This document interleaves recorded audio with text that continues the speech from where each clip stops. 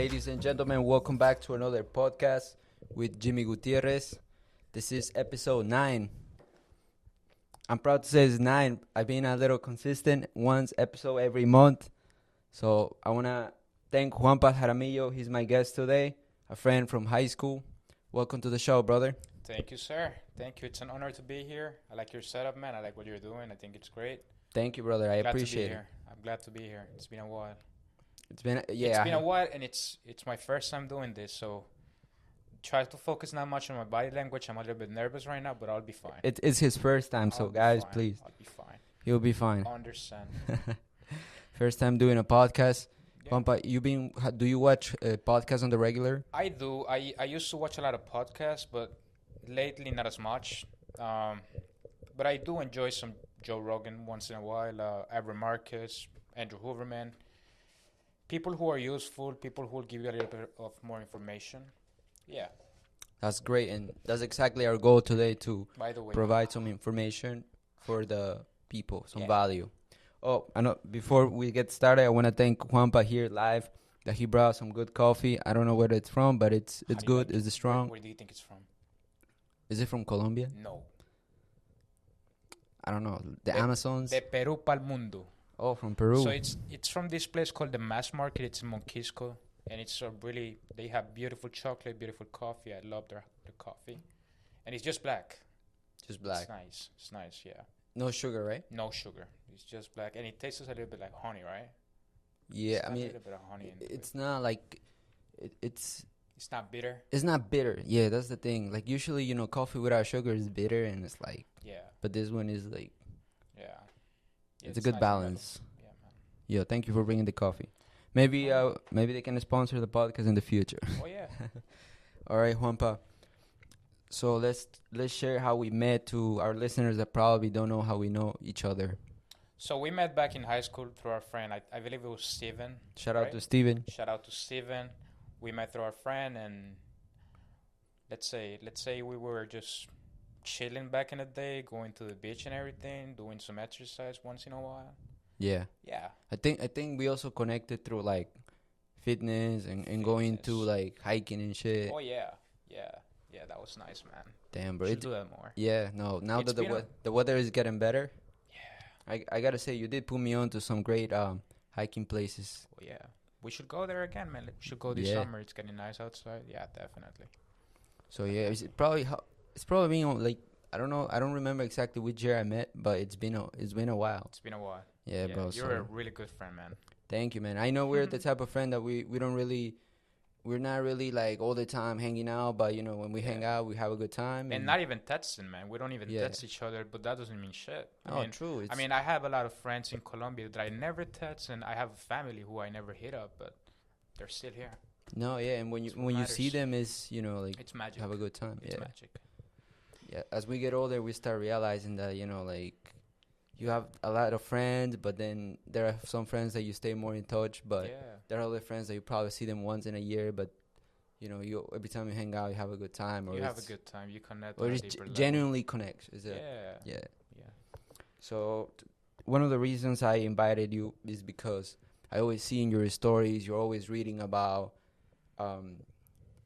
psychedelics, and I think I saw you that in your story that you were reading also about the Wim Hof method. I think Oh, it's yeah. this guy that goes in the cold punches, Yeah. and I gotta say you did put me onto some good books too. Yeah. Yeah, man. I was not a reading person really until I left high school, Yeah, and I started focusing more like on the like psychedelics and stuff, and that's what created new habits. And with those new habits, reading was one of them. Just for, like self growth. And Wim Hof is great, man. Wim Hof is great, and it's not just like theory. He has actually a lot of practices in there that you can try for yourself and see how it works for you. He's a great person. He's a great guy. Yeah, I haven't met him yet, but he's great. He's just great. Yeah. So let me ask you something. How did you get into reading about like self-development books and trying, reading these different books about like psychedelics and things that topics that are not really like so popular, or like I'd say like the government kind of hide it from us? Yeah, yeah. So I'm gonna say that I started reading like meditation stuff and like self-growth kind of things, like Eckhart Tolle, The Power of Now is a great book. James Redfield has a lot of great work on it, on like personal development. And I would say that the way that I got there was through tough times, Tough time. tough shit. Yeah, like a breakup that I had. What's it called? Mushrooms. Mushrooms put me in touch with more reading, believe it or not. Yeah, and I believe that's one of the reasons why I'm here today. We're gonna talk a lot about the dogma and the reputation surrounding these substances, when in truth there is like multiple research coming out showing the benefits and everything going on around them. Yeah. Absolutely, man. I'm looking forward to listen to all these good knowledge that you're gonna share about the this how would you call it? Non-traditional medicines, Non-traditional yeah. alternative medicine. It's funny because yeah, it's been there for such a long time, man. It's been there for so many years.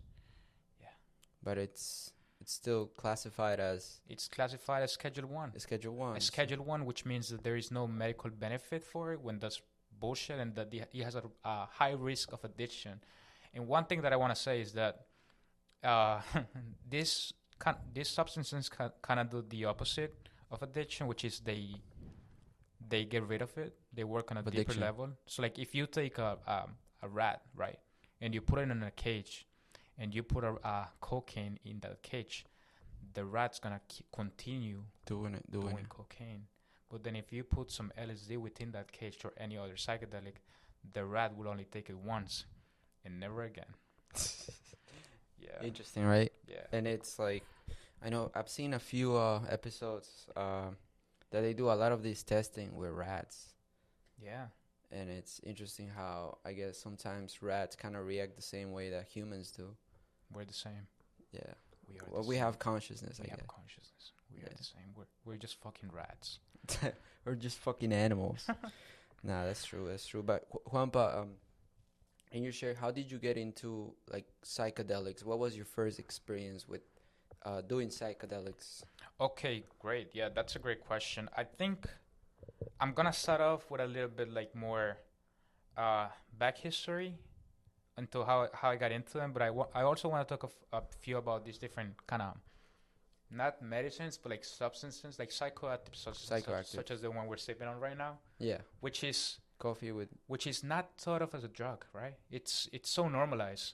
yeah. It's so normalized, but it's such an influential substance that we have on a day-to-day basis, right? Like it's a stimulant, and It we love is. it. We love it. But then once you take too much of it, you want something to be stronger, so you go for like different stimulants, such as like um, amphetamines or cocaine or all of that stuff. So I was in that path for a while as well. How old were you? I was 18 at the time, and then the way that I got into coffee, I started working at Dunkin'. That was my first job at Dunkin' Donuts, and so I was not really a coffee person back then until I started working there. That's when I started drinking coffee every single day, and I developed a loving relationship with it With coffee. So since you were Cheers. 18, since I was 18. okay, Yeah, I started a little younger, awesome. but Yeah, my family discarded me as not a real Colombian because I wouldn't drink coffee back then. I was more of a hot chocolate kind of guy before I was 18, before Dunkin' Donuts, yeah, and so they made fun of me, and they still used to make fun of me like a year or two ago, because the coffee that I will drink it with like sugar and milk or cream or some shit like that. Like, no, you gotta drink it black. Once you go black, you know, you never come back. no Say homo. never come- Yeah. No, yeah, yeah. And another thing I remember is that you would drink your coffee. Doesn't matter if it's summer, you will still drink a hot coffee. I remember those days Yeah. going to the beach. You would drink Yeah. like hot coffee, and Yeah. all our friends would be like, "Yo, what the fuck? This guy is drinking Yeah. hot coffee." But I stopped drinking my coffee with like sugar and cream and all that stuff, and I started drinking it black everywhere. Like you said, everywhere. Hot coffee, I think it's great. I think it wakes you up in the morning. I have developed a different relationship with it, and I believe I use it for the same reason that we all use it, right? Like it has a nice flavor to it, but there is a deeper reasoning why we use coffee, right? It's that energy that we get. yeah, It's that mental clarity that we get, because we're especially in the morning, you know, when you're especially in just the morning. half asleep. Especially in the morning, yeah. That Because coffee we like are wakes we you up. are creatures of awareness, right? We love those deeper states of consciousness. We love that. We all love that. Animals love that. Um, yeah, And how did you go from coffee and trying the psychoactives to like yeah. LSD So or mushrooms? yeah, so coffee came, and I started drinking it way too much, like 5, 6 cups a day, and then I was really addicted to it. I was really addicted to it, and then I noticed that late at night I was getting migraines, right? Yeah. I was getting migraines, and I was like, why the fuck am I getting migraines? And it turns out that I was drinking too much coffee, and whenever I didn't have my coffee, I was getting migraines. So I went through one of these doctors, and they told me, it's like, you gotta decrease your intake. So I started doing that, slowly but surely. Started decreasing my intake, Coffee and intake. the migraines got much better. I stopped getting migraines, and it's a funny thing, right? Because when you get a migraine, most people will usually say, drink some coffee, and Yeah. it goes away. So it's a funny thing. Oh yeah, dude. I It's a know. funny thing. I was gonna say How you sorry, you say, how did I transition into like Yeah. other psychoactives? So I started drinking these 5 cups a day, 6 cups a day, and then I started seeing that I had to decrease my dosage. yeah. Right. So I went to look for another different chemical known as cocaine. I don't really talk about it as much because, people will Yeah. judge and they Espe- won't es- es- understand. Especially in our like South America, and like I feel like those are some topics that people don't like to talk about too much, and I feel like because of that reason of not talking like what it does to your mind and how it can be addicting, it's the same reason why the younger people want to try it. Yeah. Because of that mystery or Because of the mystery, yeah. because of the conditioning. And then once you realize that you have tried coffee or that you have tried weed from a young age, right? Because since you're young, your family and those around you will tell you that weed is bad, right? That weed is the weed of the devil. Weed is the devil. That weed is the devil. And until you try it. Yeah. And then you realize this is not that bad. And it's weird because like alcohol is pretty normal in our countries like Colombia, Ecuador, Yeah. Peru. Like I remember like I would see like even a religious party like after the church, the first thing they do is like drink alcohol. And it's so Yeah. normalized, and I feel like alcohol can destroy more lives, so it's kind of more like Believe it or not, relation. when somebody asks you, what do you think is the worst drug in America or in the world, most people are going to think opioids or heroin or all Yeah. of that. But if you actually check the statistics, it's alcohol for the most deaths, for the most, I don't know, like addiction stuff. Yeah, it's alcohol. Science is there. But I have nothing against alcohol. Like if you drink a couple of cups here and there, I'm fine with it. It's just not to the point of like getting fucked up or using Yeah. alcohol as escape. And Were you ever like into like alcohol a lot? yeah, I was. We were back Yeah. in the days. I mean, I Yeah. have a drink here and there once in a while. Yeah. I was really heavy into it when we used to go to the beach. I would get wrecked. Yeah. You remember that? I would get wrecked, and my friend Sebas and all of us would Yeah. go in parties and we would get loaded. Good times, man. It was good times, and yet I don't ever want to drink like that again. You had a bad experience? It's not that I had. It's just like the situation that I'm dealing nowadays with like my family. Some of them are like really into alcohol, and I have seen the change in the neural diminishment that's going on within their brains. I don't want to go through that, and I want to go for like, so that's one thing that I wanted to talk about. There's like the low vibrational substances, and then Yeah. there's the higher consciousness frequency substances that I'm into. Exactly. That's what we're gonna talk about. That's what we're gonna talk about. So, how did you realize, like, since you say you went from coffee to cocaine, like, how did you realize, like, cocaine is not really for you, or like, did you have a bad Okay. experience or something? So let's talk about my cocaine relationship, right? I was really into coke. I was really big into coke, and the way that I got into coke is I was in the wrestling team for high school, and there was this guy. I'm not gonna say his name, but he did a lot of cocaine back in high school, High school. in the wrestling matches, and he was the best guy in the team. So I was like, man, how is this guy doing so good? And then I found out that he was doing this, so I got curious. I got curiosity. So I decided to buy a gram from a source that I had back then, and I tried it for the first time. How'd And you then, feel? oh, dude, I felt like never before, like not even with 20 shots of espresso. So like my hands were shaky, my heart was beating faster, my pupils got super dilated. I had so much energy. I had like this deep rush, and I was aggressive. And I decided to do this substance before going to practice For for wrestling. wrestling. And so it made me much more active, much more aggressive. Like my performance was higher. But then, Do you become more aware of your surroundings too? yes, yeah, yeah. And that's why many UFC fighters and MMA fighters, they like to do cocaine, even though it's like there is better options out there that they can use for this. But they use it. They use it because they see the side effects from it, right? And that's the way I started using it for wrestling. But then I started using it more often, right? I started using it for high school. I started using it in the mornings as a replacement for coffee.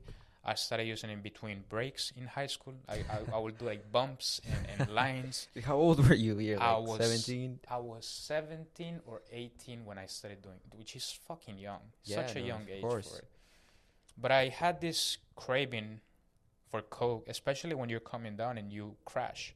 And you can crash from coffee as well. Yeah, of course. So you feel really depressed, and how do you fix that, right? Yes. One more fix. You go for one more fix, and then I was really hooked into it. And your question was, how did I stop doing so much cocaine? Yeah, how did you come to the realization, like, this is not it? Yeah. So before doing cocaine, I was also smoking a lot of weed.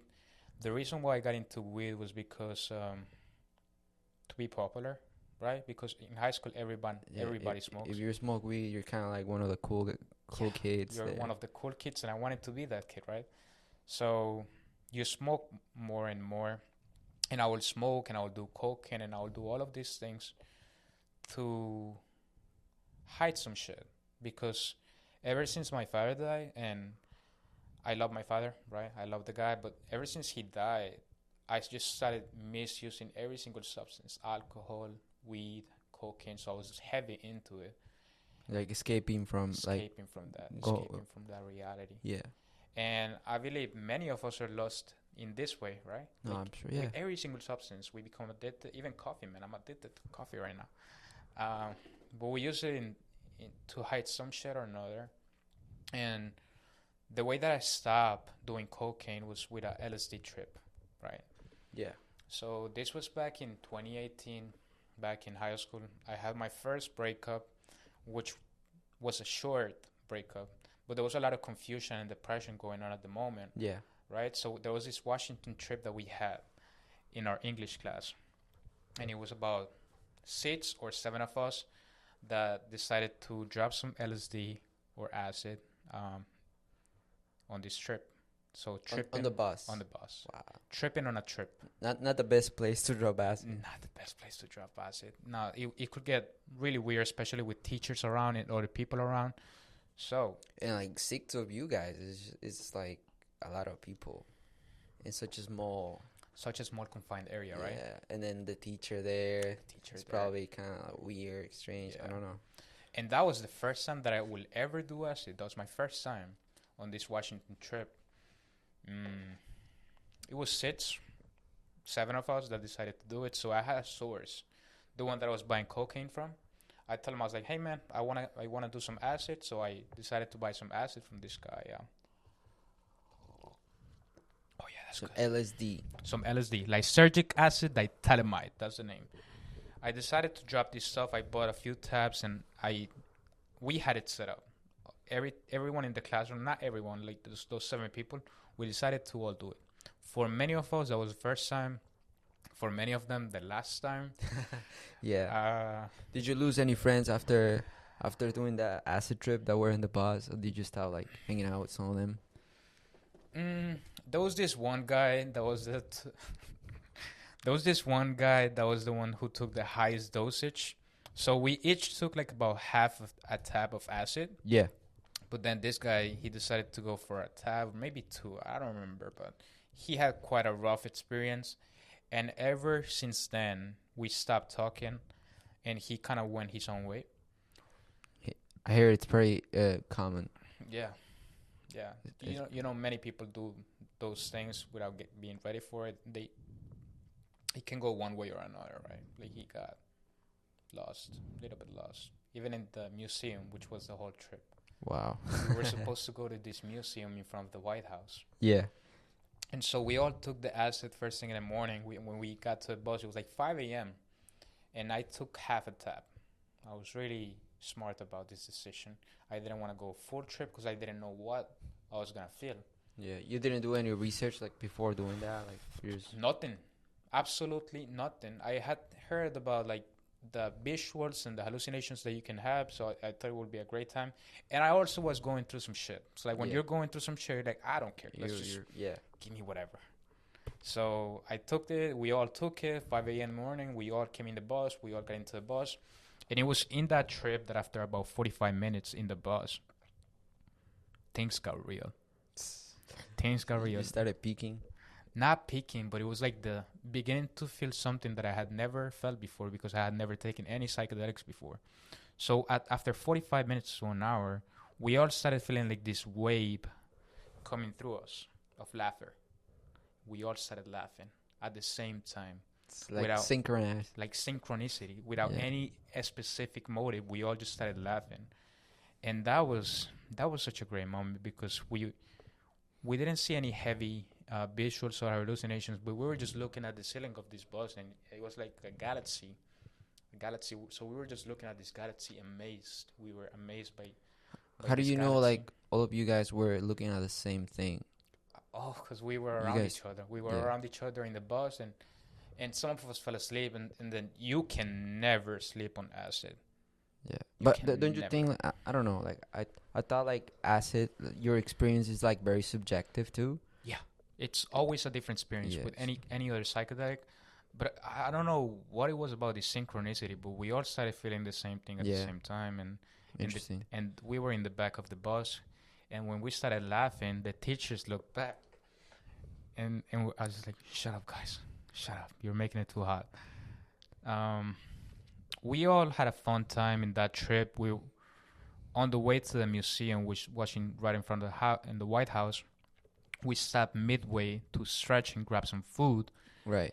And we thought we would be fine, right? So we got off the bus and we were still laughing and and we decided to go into the mall and grab some food and use the restroom and stretch and dude.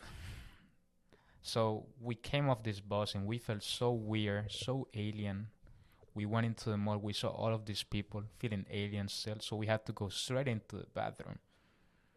And you look at your face. You look at your face in the mirror, and you see your pupils like the size of fucking flying saucers. Whoa. And it's a good thing that we had sunglasses on, because our pupils were super dilated.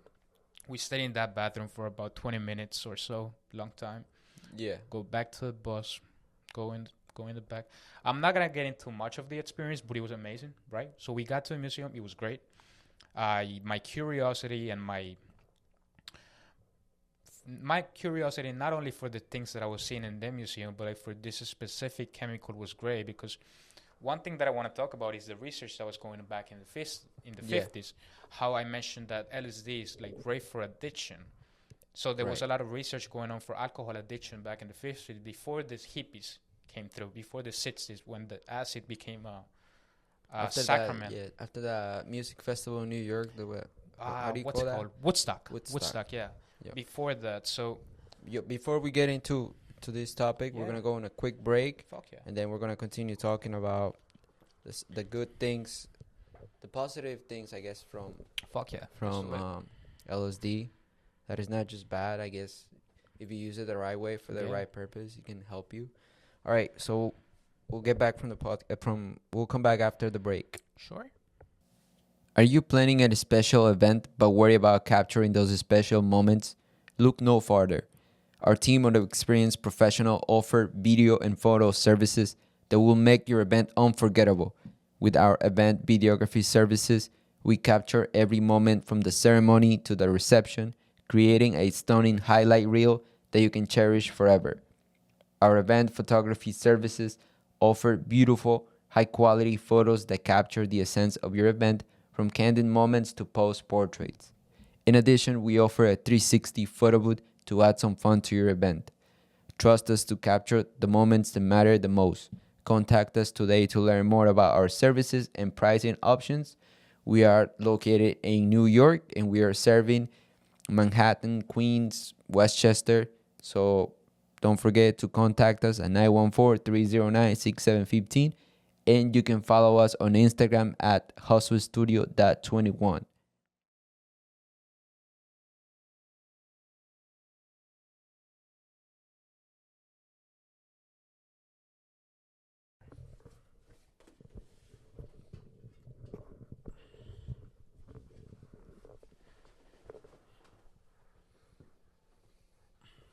All right, ladies and gentlemen, and we're back from the quick break. I'm here with Juan Pablo Jaramillo. Juanpa, how you feeling? Feeling great, man. This coffee's great. How do you like it? The coffee was great, man. I already finished it. There's one thing about me, like when I drink stuff fast. Yeah. That's why drinking is not good for me. I get drunk fast because I drink fast. Anyway, so we were talking about psychedelics, your first experience, and how you came to a realization about how psychedelics can be helpful and help you in, I guess, rewire your brain. Yeah. So this was kind of like the first time that I came across the benefits of psychedelics in general with LSD. Like I was talking about the benefits that were going on back in the 50s with like the alcohol addiction and the treatment with LSD for alcohol addiction. How this was being so useful before the hippies came through and fucked shit up. Yeah. This is what happened, right? Like the hippies were great. They had the message, which was everything was love, but they didn't know how to handle this message. They couldn't. I mean, yeah. And then I came upon the realization that these chemicals can be useful because I was going through this cocaine addiction, and ever since I came back from the trip, I didn't want to touch cocaine ever again. I had such a beautiful experience in the museum. I was going through some breakup, and one thing about psychedelics is that whatever kind of emotions you're feeling, they amplify them. So like I remember we talked about this before. It's like when you're in the city and you see all of these people, you may feel some paranoia. Yeah. And so that paranoia will become amplified by these chemicals. If you're feeling sadness, you might feel a little bit more sad. If you're at peace, you're probably gonna have a peaceful experience. But then I was going through this stuff, this period of time of depression and stuff, and I didn't feel any of these feelings. I didn't feel any depression. I didn't feel any anxiety or anything like that. It was a really positive experience, like a curiosity experience. I don't really go to museums as much, but that was my first time that I went, and it expanded my curiosity, and I had a lot of fun in there. And so I came back, and it was different, right? I stopped doing cocaine. I stopped. Yeah. You stopped with a lot of addictions that you had. Yes. You stopped with weed there back then? I stopped smoking a little bit of weed, not as much, but mostly cocaine that I. That was something you needed to let go. Yeah. Yeah, I needed to let go of that, and I did. That was the first time that I came upon the realization that these things can be useful. But then, like a hippie always does, he just fuck shit up. So I started using this chemical not for the benefits, but like for fun, because LSD can be fun, right? Yeah. So I started taking it for fun. Yeah. I remember you talk about it a lot. Yeah. And I remember one time when we went to Atlantic City, you asked us if we wanted to do drop LSD with you, and I didn't do it. I didn't know what it was, but I think you did it just yourself. I did it just myself, and you know how that went. Yeah. You know how that went. I didn't know how it would affect your mind, so I remember we were like, Juanpa, we're gonna go get an acai bowl. Can you stay here at the beach? And Please tell him the story. Please tell him about it. Do you want to? I didn't know like how LSD can affect your mind like that, especially if you are in a place that you've never been before with a lot of strangers. So at that time I didn't know, so that's why we're like, we're just coming back quick. But yeah, I'm sure you didn't have a fun time there. So the whole thing about this experience that Jimmy's talking about is that we went to the beach in Atlantic City. That was a great time. I mean, for you guys. Yeah. But then for me, we got to the beach and you guys decided to go get some food, which is totally fine, man. Like I have no regrets for that experience. I learned a lot from it. Um, you guys went to the beach. You guys went to go get food, and I stayed in the place just by myself, surrounded by all of these people, and I started getting a panic attack. I started getting a lot of anxiety, but then Yeah. I can't remember. I can't remember though we were in the car.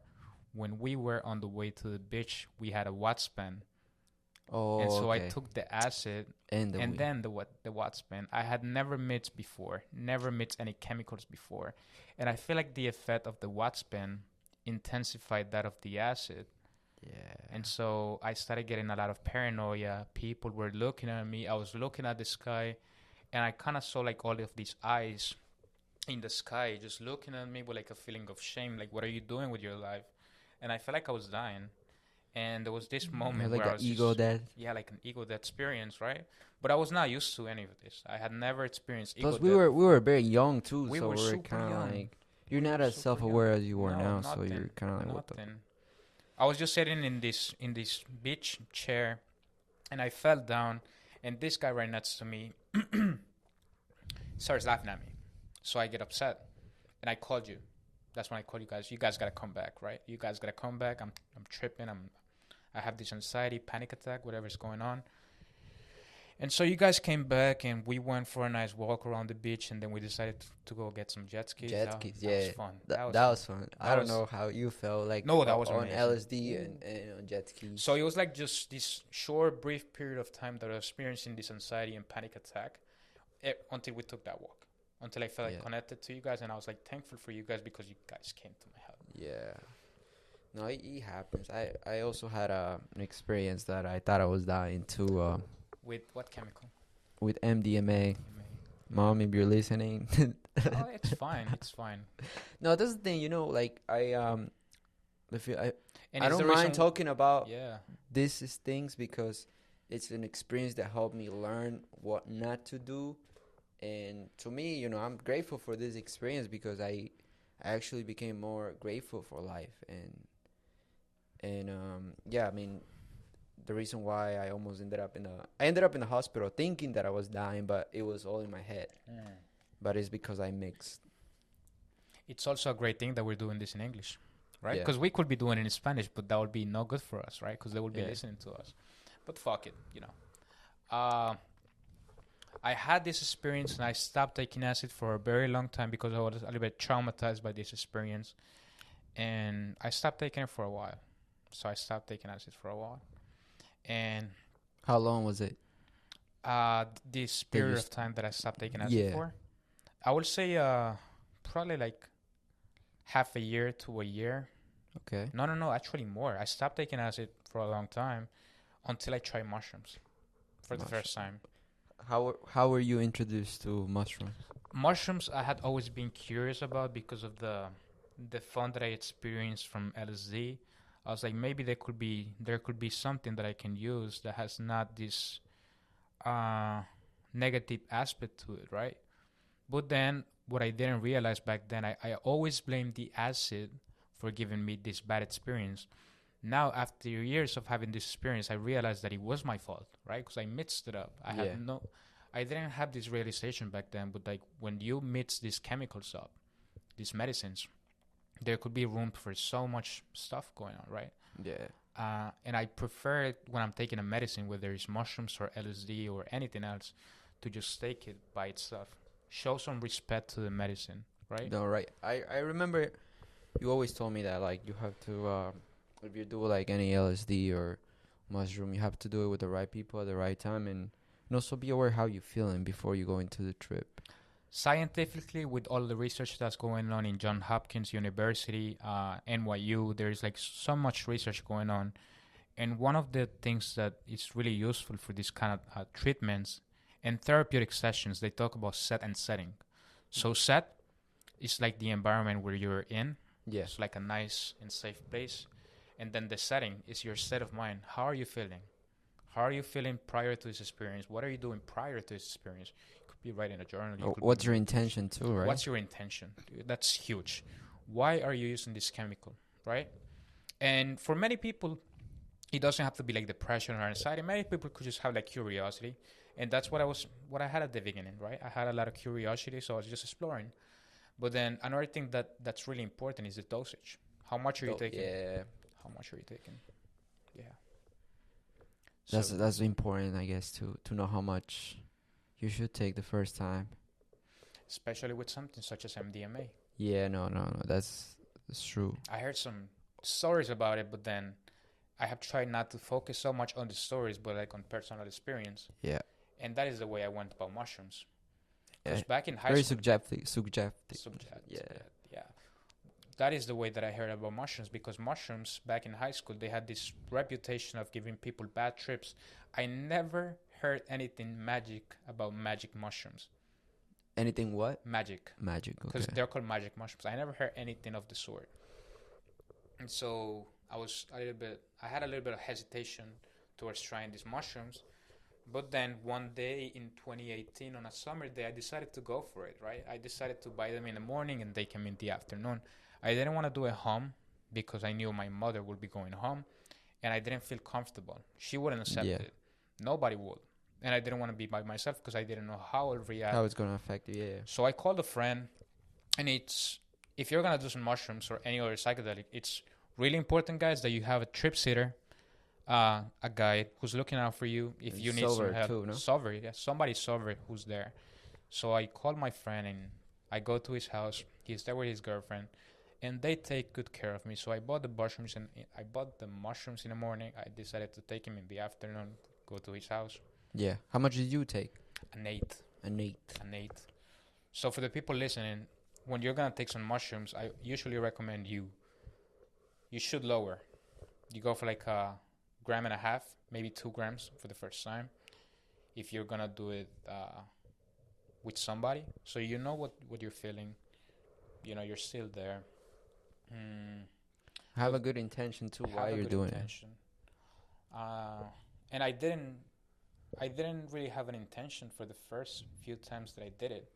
I was just exploring. More like curiosity. More curiosity and also recreationally. I was doing the hippie way, right? Yeah. Just recreationally. I took these mushrooms and I waited for about 45 minutes just sitting in the sofa until the effects started to come through. And one thing about acid is that when the effects come through, it's most mental. It's more like you're sharp and you're developing your focus and your creativity on a different level. But then with mushrooms, it's more body feeling. It's more earthly, so you're more grounded to this earth, Interesting. to the universe, to nature around you.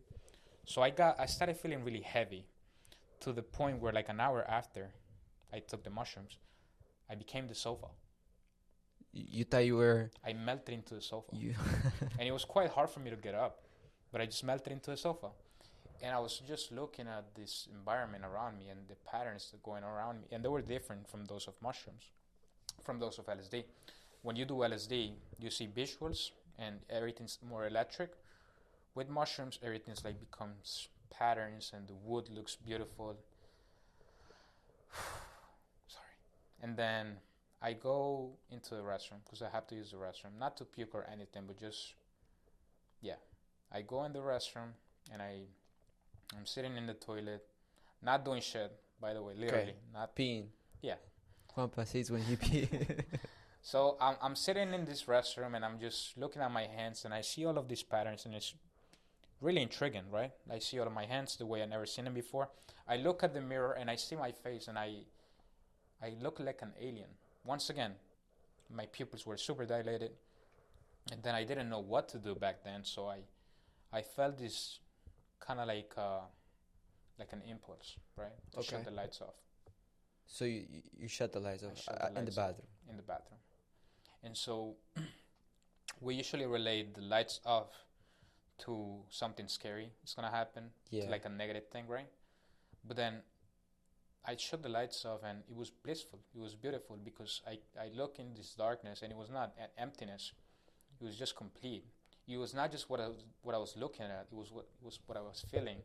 I felt really complete to the point where I became this restroom. And I stayed in this restroom for about an hour, man. My friend was knocking on that door. He's asking, like, are you okay? Are you going to come out alive? And I was just in this restroom, just sitting in that toilet and exploring this darkness. Fully in your mind. Feeling my mind. and the day was rainy outside, so I just wanted to be in this restaurant. But then turns out when I came out, I was so happy, filled with joy, that I looked out the window and there was sunshine. No more rain. It was sunshine. And so I came out. I decided to come out with my friends and go for a walk in this beautiful day outside. And I connect on a deeper level with everything around me, like the nature and everything. And I started walking with them, and it was about a 3 hours, 4 hour trip for the first time. That I lost my sense of ego for the first time. I had what's called an ego death, where you become one with everything. When you kind of like decrease your identity a little bit, you start thinking so much about yourself, and you just appreciate things as they are. Right. So I just started walking around and seeing the chipmunks and the birds and everything around me, and then I became sober. All of a sudden, I was sober again. So it's like a really smooth transition. When you do acid, there's more like your brain is exhausted because it's such a fucking long trip. It's about 10, 12 hours. 8 hours or so. But then with mushrooms, you get what's called an afterglow, which you come back into this reality. You're still feeling some high energy, high frequencies, but it's like a mellow calm down. Interesting, yeah. So that was my first time, and it was a loving experience. When I was in that restaurant, I realized there was like a spirit, right? Like a spirit of the mushroom that was guiding me. And I was like, maybe I can use this.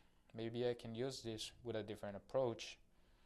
And so that's how I developed this relationship with mushrooms. Yeah, and I remember you told me a while ago that you would do mushrooms and then you will like cover your eyes so you can be completely in darkness and just be fully in your mind. Is that something that like after having that experience and sitting in the toilet with lights off, like you kind of like enjoyed it? That you just So that first time that I had was I took an 8. Yeah. And then the way that I started taking 8s afterwards was going on hikes. I was going hiking. And I felt such a deep connection to nature that I enjoyed doing it so much that I started going hiking first with friends looking out for me. Right. And then after a while, I started doing it by myself, taking nets and going on these hikes. And it was like amazing trips because my ego was diminished, so I could connect with nature on a deeper level, appreciate everything around me. I remember when I would reach the top of the mountain, I had like a really deep dopamine rush. So I felt really accomplished and complete. And I would just sit down there and meditate. That's another thing that came with mushrooms. You started meditating? Meditation. And reading. That's when I started reading. And I would sit in this top of this mountain and I would meditate and I would get like different insights coming to me. Like, you gotta be more accepting. You gotta let go of control. You gotta let go of this, let go of that. So they can teach you. You became more self-aware. You become more self-aware. And they can teach you. They can teach you so much stuff. And it was so fun until a few months afterwards. So I started taking mushrooms for what I was feeling, for the joy that I was feeling, for the ego death. I was looking for... It was also recreational. I was always looking for the fun. Right. So I would go in these mountains and I would meditate and I would sit and it would be a great time, right? But then once you start seeing other people hiking around you, you get a little bit of paranoia. You get paranoid. Especially in the woods. Especially in the now, woods. were you going to places like a hiking spot that you never been before when you were by yourself? So we were kind of like exploring the place too? Or were you going to a place that you knew? Mostly that I knew. But then I got lost once in that place that I told you about, Storm King. Yeah. I got lost in that place when I was on mushrooms, and that was a scary experience because I didn't know how to get back down. Sounds scary. Yeah. I think we got lost one time too, going hiking. Anthony's Nose? No, it was I forgot the name of this place, but remember we had to like ask for a ride and stuff. But anyways, I forgot. Yeah, I forgot the name of the place. That was a while ago. Yeah. But continue. That was in Newports. Yeah, Newports. That was in Newports. How did you when you got lost in the woods on mushrooms? Like, what'd you feel? Like, what you thought of? I felt fear. Like fear. I felt fear of just being lost because you hear many cases people get lost and I have had some friends who have not here in the U.S. but in Colombia, who have been kidnapped or anything's happened to them when they get lost in the woods. So all negative like Yeah, emotions that you were feeling. yeah. So I felt all of these negative emotions, but then I learned to relax and just slowly but surely found my way back down, and it was Yeah. nice. It's interesting how sometimes your mind can um Create the scenarios. create scenarios, create like a it's not reality, but create scenarios, and sometimes it's all you need to do is get out of your mind. Kind of like this podcast when I came in. Yeah, no, now Yes. now you're more A little bit comfortable. more comfortable. A Yeah. little bit, slightly there. Yeah. So I started taking these mushrooms, right? Going on hikes, Yeah. and I would see these people, and I would get nervous, and I would get paranoia. And I realized if you want to go deeper into the nature of yourself, into like deeper into yourself, you want to take a different approach. If you want to go into higher dosages, don't do them out here. Stay home. Stay home. And there is this guy back in the 90s. His name was Terrence McKenna, Right. and he talks about a method called the 5 dry grams in silent darkness. So Okay. what you do is you don't take an 8 anymore. An 8 is considered 3.5 grams of mushrooms, but then 5 grams, it's a whole different ball game. So It's like the it's called a heroic dose. oh, So I decided to do this for the first time. The first time I freaked out. The first time that I did this, you did this at home, I did it at home by myself like in your room, in my room, and I put the blindfolds in. So this is what you were asking about. Yeah. I put the blindfolds in, I put the earplugs in, and it's fully like sensory deprivation. And it's funny because nowadays I work in a float tank facility. Right. Floating. If you ever want to come through, hit me up. I'll put you in for a free session. What's the name of that place? So it's people can called- check it out. It's called Rise Above Flotation. In Mount Kisco, New York, It's right? Mount Kisco, New York. Yeah, it's pretty much a float tank. So you go in this tank and you're floating on Epsom salts and water, which is the same temperature as your body temperature. So you don't feel it. You don't feel hot or cold. It's also like deprived from the light and the sound. So you're just basking into the nature. Fully in your mind too. Fully Since in you're your floating. mind. You put me onto this. Jimmy has experience, been too. there a couple of Think times, like- and how do you like that? Ooh, it was interesting. Yeah, right. It It's was really interesting. relaxing. I feel like these days, I'm gonna speak for myself, but I am used to like being on my phone, or even like to fall asleep. Like I put the TV on, put relaxing sleep music, and fall asleep. It's just like we're so used to like seeing some type of light. I am used to it. So when I went into completely darkness and completely like you can't hear anything because you have the earplugs. I was fully in my mind, so it's kind of like you start having different thoughts, and sometimes you can have like thoughts that you don't want to have, but then so you can feel like you want to get out of there. Like I felt like I was thinking like, is this how it feels when you're dead? Like you're just completely darkness and just in your mind, and since you're like in the it's like a box inside of a box. I was like, I wanted to get out of there, but at the same time I was like, no, I'm gonna stay. So it's kind of like you're fighting against yourself to remain calm and realize, you can have thoughts, but well, now I can say that you can have bad thoughts, good thoughts, if you accept it or not. Yeah. And you realize you're not what you think. Yeah. You're not. Just all of these different scenarios are coming from a different place that's outside of you, of who you truly are. So you go in this tank and you're going on a date with yourself. No, Right. true. You get to know more yourself. You get to know more yourself, and it's the same approach that I took for this first dose of mushrooms, just using the darkness and the silence. And the first time was quite intense. I started freaking out.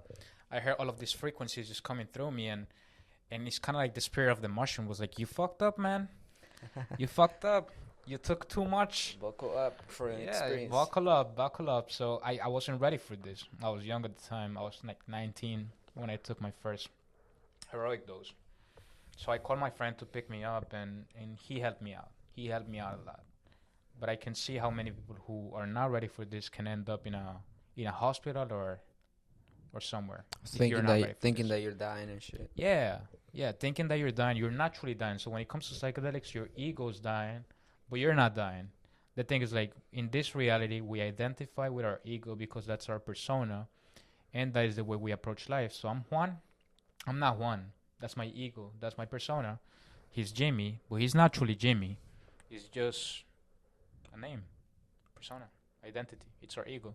So I think nowadays, if you want to approach psychedelics, you gotta look more into this persona, like have a foundation, realizing that you are not this persona, that you are separate from it. So if this persona dies, just know that this persona is dying. You are not dying.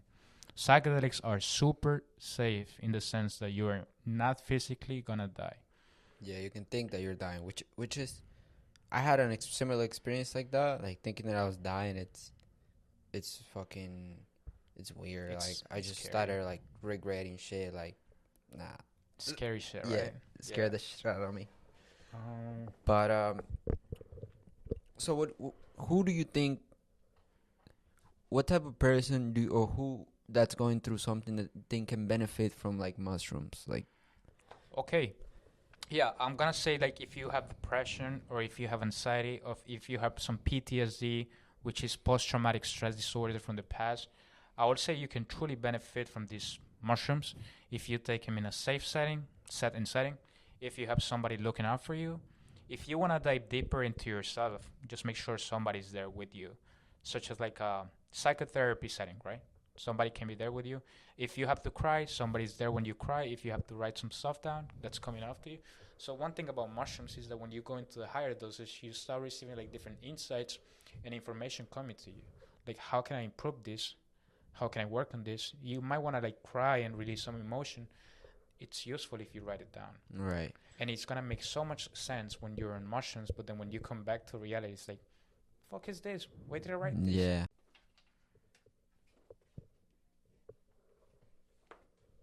All right, all right, all right. And we're back from a quick break. I'm here with Juan Pablo Jaramillo, and he was telling me about his experience with how much mushrooms did you take? 5 dry grams. 5 dry grams, which is quite a high dosage. So I wouldn't recommend doing this for the first time. I would recommend you start with low. Start low. Put your toes in the water. Going for a few aids. Recreational. You can do it recreational. I feel like that's the best way to find out that you can go deeper philosophically. And then I started doing these 5 dry grams. So I had that first traumatic experience with the 5 dry grams, and I stopped taking mushrooms for a while. So it's kind of like the same scenario that I had with LSD, where I stopped taking it for a while. But then COVID happened. So you were scared of the medicine. I was scared of the medicine. I was scared of the medicine. I was like, come on, mushroom, why you let me down, man? Like, I was having such a fun time with you. So I stopped taking it for a while, and then COVID happened. And every one of us got fucked up. Yeah. We had anxiety. We had depression. Dark times. We didn't know what was going to happen. We had no idea. And so I was home. I couldn't go out because, pandemic, the lockdown and everything. It's crazy how we were like all at home, completely controlled. Brainwashed. Man. Mass psychosis. Yeah. It's Yeah. crazy. Already just happened. It's crazy. But yeah, we're through that. We made it. Yeah, We no, made it. thank God. No, it's But then I had this depression, I had this anxiety, I had this uncertainty. We didn't know what was going to happen.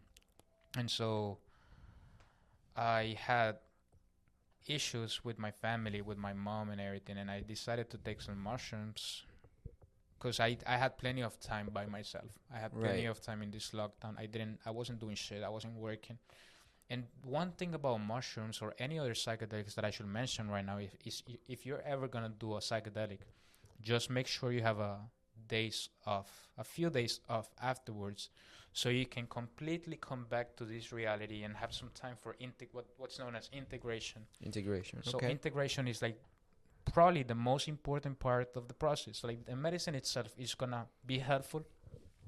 It's gonna show you some stuff that you're gonna work on, but you also want to have time afterwards to apply whatever you're learning through this medicine experience. You want to have some time off. So I had plenty of this time, right? Right. I was home. I was not doing anything, and I took these 5 dry grams. I did it in the same setting that I had the Again, darkness. silent darkness, and I went really deep this time. I went super deep. I did it in my bed. I melted into the bed, and it was just like constant insights coming through. It's like all of this depression and all of this anxiety, everything that you're going through, man, you're just controlling whatever's going on. You cannot control COVID. You Yeah. cannot You cannot make it go away, but what you can make it go away is your reaction. These Right. feelings that you have, this anger that you have, this relationship with your mom that's being affected, you can make that shit go away. Can deal with it on a more accepting level. And so that was really helpful. After I did those mushrooms, I feel like during COVID, a lot of people started having like, like since you spend more time with your family too, so it's like oh you yeah, you start having problems yeah, and I kind of thought like sometimes you know if we didn't have to work, if we didn't have to have our routines, we would just spend time with our family. I feel like it would be harder to keep the family close because just because it's your family sometimes doesn't mean that you can connect all the time or agree or accept each other just how you are, because I feel like sometimes your mom or your dad, they want you to be a certain way, but then you're not, or it's complicated. so there is this spiritual leader, his name is Ram Dass, and we have this notion that if you want to become enlightened, if you want to become at peace, and if you want to be a higher being, you must go into the mountains in the Himalayas and live in a cave by yourself in isolation and meditate your ass off every single day so you can get into a higher self consciousness if you want to be enlightened. Ram Dass, what he said is you don't need to do this. He said just go spend a week with your family and then or go into the city where the noise is and learn to accept it. And that is the way you become enlightened. Not by the silence or the isolation, but like actually accepting this reality, Yeah, who people are too, and who people are. I feel like everybody, we all have our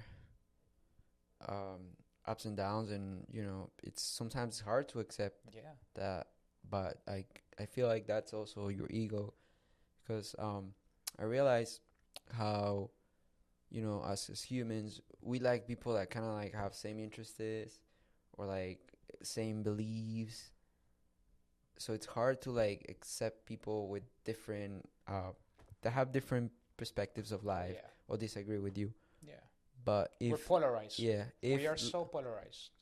if love is the answer, then I feel like how can we accept everyone how they are if you don't do the inner work? Yeah. Yeah, man. You must go through your own stuff so you can accept others. Yeah, sometimes people just mirror you, just put a mirror in. This is where the real work comes in. Because you go through the medicine journey, but then let's say you go to an ayahuasca retreat. We're going to get into ayahuasca later, but then let's say you go to one of these retreats and you have this wonderful experience with the medicine and you work through some stuff, you learn, you go through forgiveness and all of this stuff. But then that's a week retreat, right? You have these wonderful experiences with medicine, you learn about a lot about yourself. But then the real retreat begins when you come back to the States and you have to deal with all reality and the drama that you How were you dealing with react. before. Yeah, yeah, that's where the real work comes in.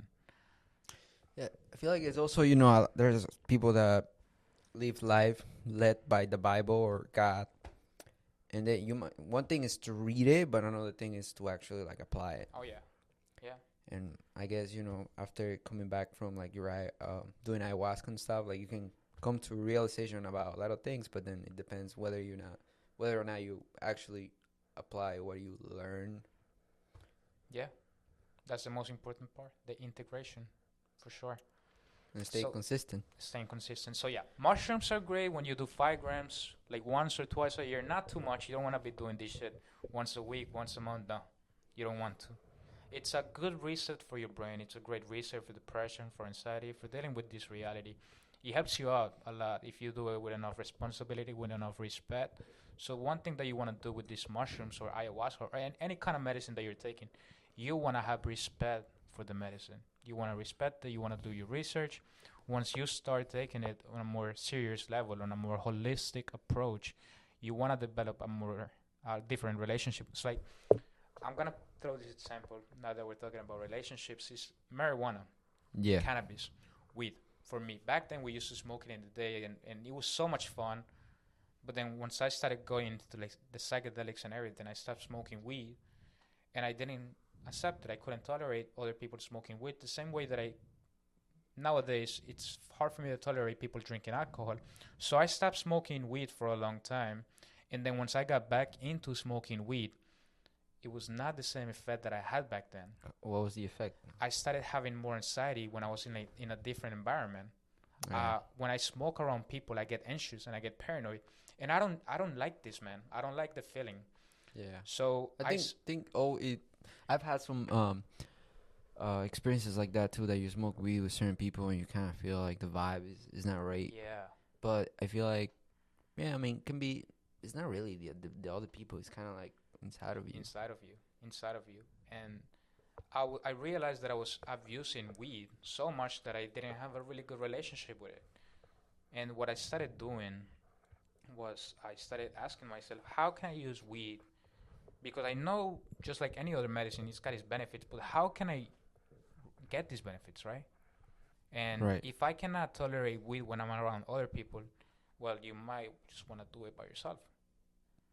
And So, did you do that? so I started doing it by myself. And where did I do it by myself?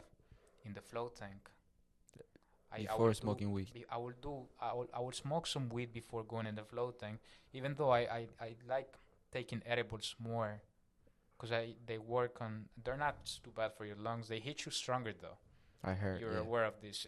They hit you on a stronger level, but then once you're in this sensory deprivation, you can go deep and work with the medicine. You can work with cannabis, and one of the reasons whenever I do it, it's not because I don't want to do it every single day or every single week the way that I used to. I used to smoke every single day. I really do it when my body's shot, when I'm fucking sore, when I'm in physical pain, because Okay. cannabis has a lot of benefits when it comes to like physical pain and For your stuff like that. muscle and stuff? Yeah. So I like taking it this way, and by myself. It's a Interesting. different relationship that I have with it nowadays, and I find it useful. Yeah. But do you ever like think about like if you smoke with other people too, and then you start feeling anxious or whatever you're feeling? It's more like subjective rather It's than more subjective, than and the other person. and I definitely think it's something that I can work on. Yeah. Because I had my last bad experience with cannabis about a month ago. No, not a month ago, like 2 months ago, at my job at the floatings. Because like we said, we have two jobs, which are carpentry, Monday to Friday, and then some day a week I work in the floatings, which is a great balance. I love it. But then I decided to go on a weekend and smoke some weed before going into my shift, and dude, that shit was hard. That was hard because I couldn't handle people around me. I was stupid. I was in the restroom. I just didn't want to go out teaching people how to float. I just didn't want to handle that. So I Right. realized it's not the best. I'm not there yet.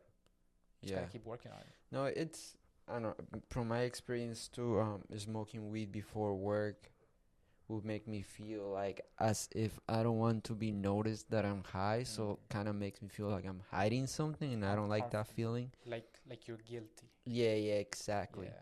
So And then I feel like weed made me very impulsive too. Like before quitting the job, like I would smoke some weed and think about, do I really like this job? And I'm no, okay, I'm gonna quit and just do it. Boom. yeah. But then I wasn't thinking long term, so I came to a realization, like for me, like weed just to like when I'm vibing, listen to music, but to Music is great when you're on weed, or food when you smoke some weed. It's great. but it can make you, I don't know, from my experience, made me a little impulsive, made decision without thinking long term. So I don't like that anymore. It can also be another thing that we use cannabis in a wrong way when we go to our job Monday to Friday, and then we smoke some weed in the weekend, or even after work when we smoke weed. It's just to like release all of the stress that you have from this job, or that's because you don't like what you're doing. So you have to smoke it to get rid of this. It's the same shit with alcohol or any other substance to cloud whatever's going on. That's And true. so this relationship you want to build not only with cannabis, but like mushrooms or LSD, ayahuasca, DMT, any kind of medicine that you're working with. Let's get into DMT. Yes, sir. So mushrooms are great. DMT is weird. DMT is one of the weirdest. What does DMT stands for? DMT stands for dimethyltryptamine. So DMT is a chemical that we all contain within our brain. DMT is a chemical that is found all throughout nature. Plants contain DMT, animals contain DMT, and we humans we contain DMT within this little part in our brain called the pineal gland. Yeah, okay, the which is a pineal really gland. small area. and it's closely related to other receptors that we have, such as serotonin and melatonin. Dimethyltryptamine, DMT, is one of them. And in DMT, it is said to be released when at the moment that we are born and at the moment that we die. Okay, so it's not a common feeling, I guess. It's only like if you don't do this medicine like DMT, you're only going to experience it when you're born and when you die. Yes. So it's like we already have it within our brain, but then DMT can be used through injection intravenously, which is the research that was going on back in the 90s with this Dr. Rick Strassman. He started working with DMT. So DMT was, the research started coming out with DMT back in the 90s. He was working with this medicine intravenously. He started seeing how people reacted to this substance, and it was super trippy, man. How did people react to it?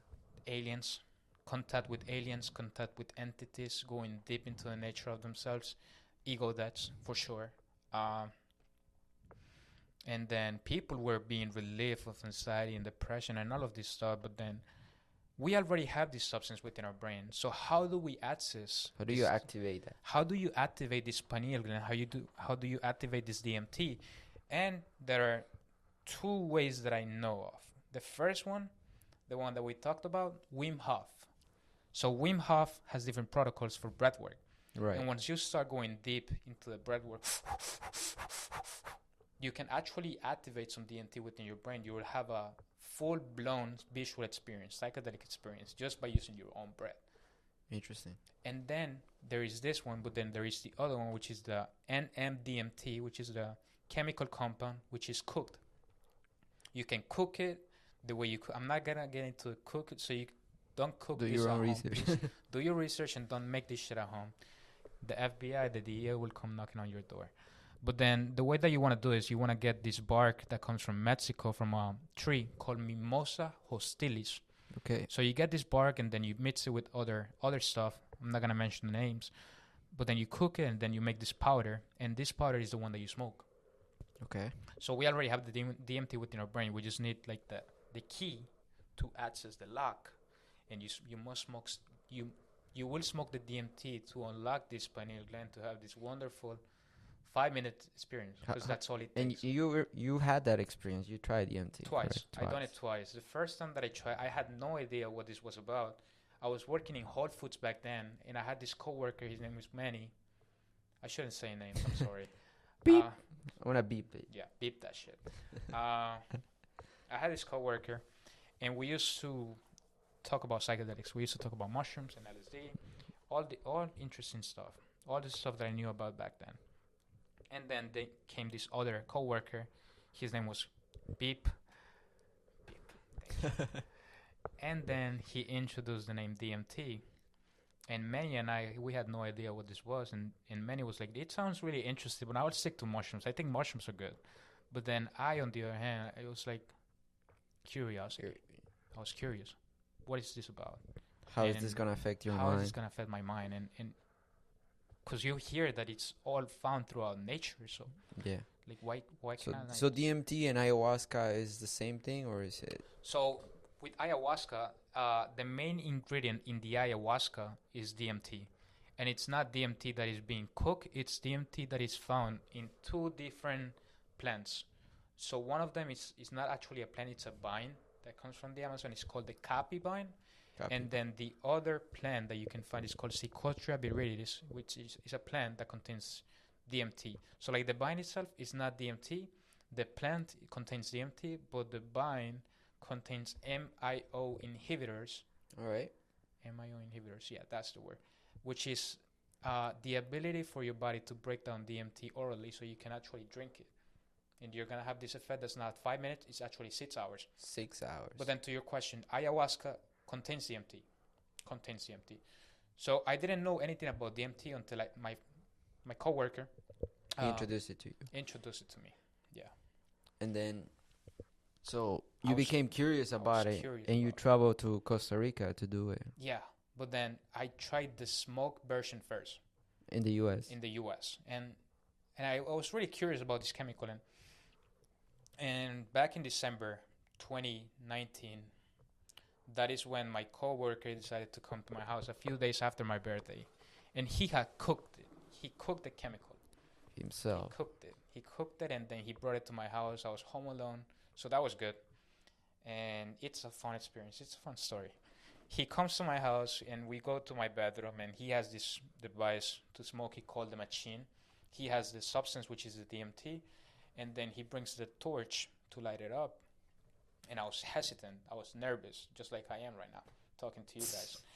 And you tried it. I tried it.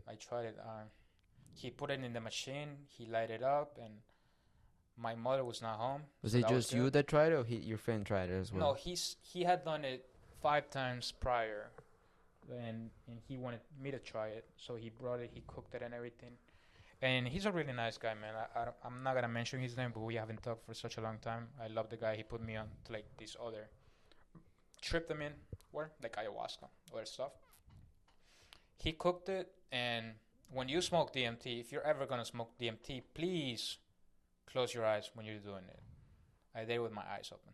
I had my eyes open when I was inhaling, right? Why do you recommend that you should close your eyes? Because if you're not used to this kind of like psychedelic states, it can get really fucking weird. It can get really weird. So I had my eyes open, right? And I was taking this hit. He told me, he's like, just take one deep hit. If you want to take the second one or the third one, please let me know. But I took one big hit, and the smoke was really harsh on my throat. You started coughing a lot? I didn't cough. I was just holding it in, but it was quite hard to hold it in, so I had to let it out. Yeah. And he said, many people mentioned that if you want to get to like the breakthrough experience, you must take 3 hits of the DMT. But when you take one, it's just enough. So I took one, had my eyes open, and then 5 seconds after, the room started becoming smaller and smaller, and you see something like this, sharp, like this sharp edge. It started becoming circles, and everything started becoming bubbles, like a bubble. And so it was really weird, and I started freaking out. I was getting a panic attack, anxious panic attack, an anxiety attack. I was getting that, and dude, I was like, oh man, I need water. And he had a water bottle right next to me, so I was like, brother, please give me some water. And one thing about DMT is you might see aliens, and you might see Hindu figures. How do you, from your experience, how do you know that you're seeing aliens? Like, how can you describe how you saw these alien in your experience? I have never seen an alien.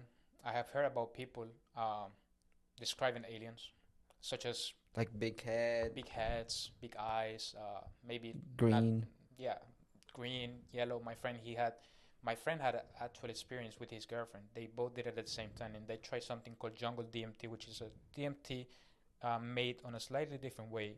And they both had the experience at the same time, and they both had communication with this yellow alien at the same time. Wow, that's very interesting. Yeah.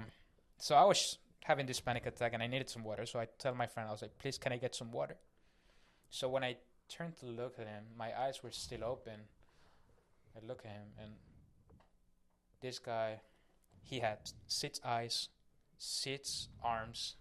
Your friend? My friend, who was not really my coworker anymore. He was just like this fucking strange creature. I had no idea who this creature was. But then he had 6 arms, 6 eyes, 6 nostrils, and 6 water bottles. So I didn't know which one I should grab. How did you react? I screamed. So you yelled. Fear. I feared that, and I yelled. And thankfully, nobody was home because I yelled. Thankfully, you didn't hurt him too, like thinking that he was trying to harm you. So it's really important, if you're ever going to take some DMT, make sure you clean up your house beforehand. You want to get everything out of the way. Make sure you're safe. So I look at this guy, and he had 6 arms, 6 eyes, 6 water bottles. I didn't know which one to grab. And he gave me the best piece of advice that one could ever give you during a psychedelic journey, which is just relax, lay down, and close your eyes. And that's exactly what I did. I just closed my eyes, and I lay back in my bed. I was just...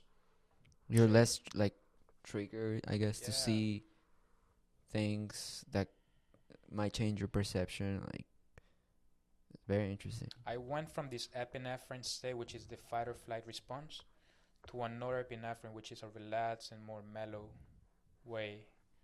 And so I laid down, and I was engulfed by these visuals and geometric shapes coming to me. I was not seeing any aliens or any stuff like that, but I was really engulfed looking at the visuals. And it's not just visuals that you're looking at. These visuals are touching your heart on a deeper level, that you're experiencing feelings of love, compassion, joy, and acceptance. So you're looking at this and you're smiling because you feel it. You're not only seeing it, you're feeling it. And this is one thing about psychedelics. With visuals, many of us tend to get distracted in the visual, not on the internal. And this is where the healing comes from, just focusing on the internal.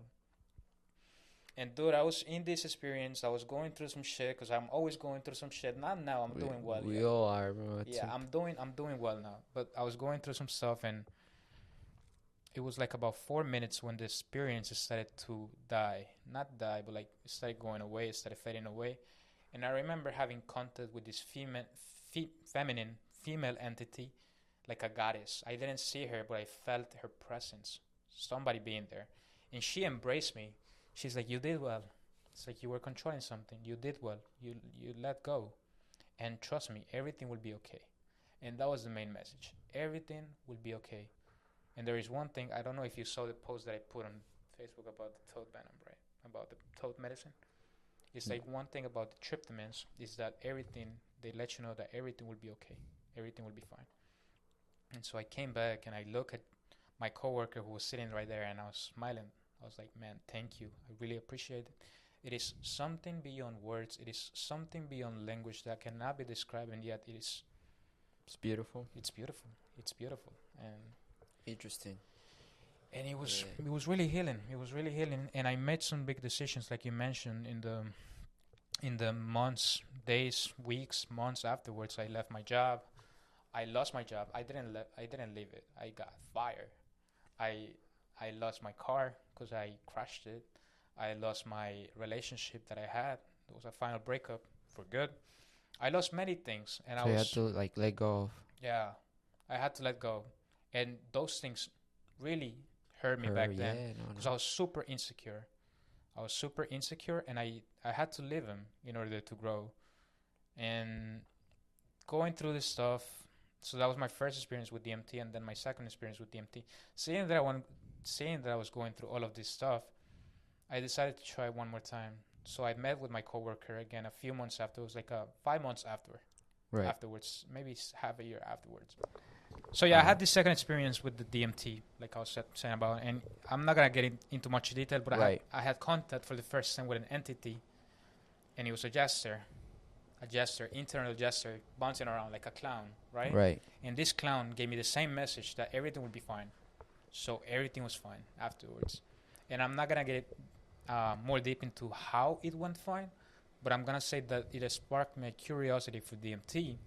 And then I decided this is too short. 5 minutes is way too short. How can I elongate the effect?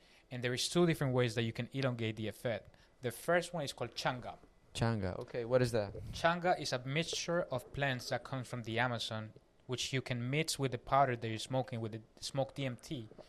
And this effect can last for about 45 minutes to an hour instead of 5 minutes.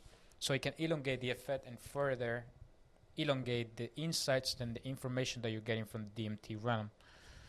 So this was my first option. The only issue with this option was that I didn't know where to get the changa from. I had no idea. I had no source for that. All right. How did you get it?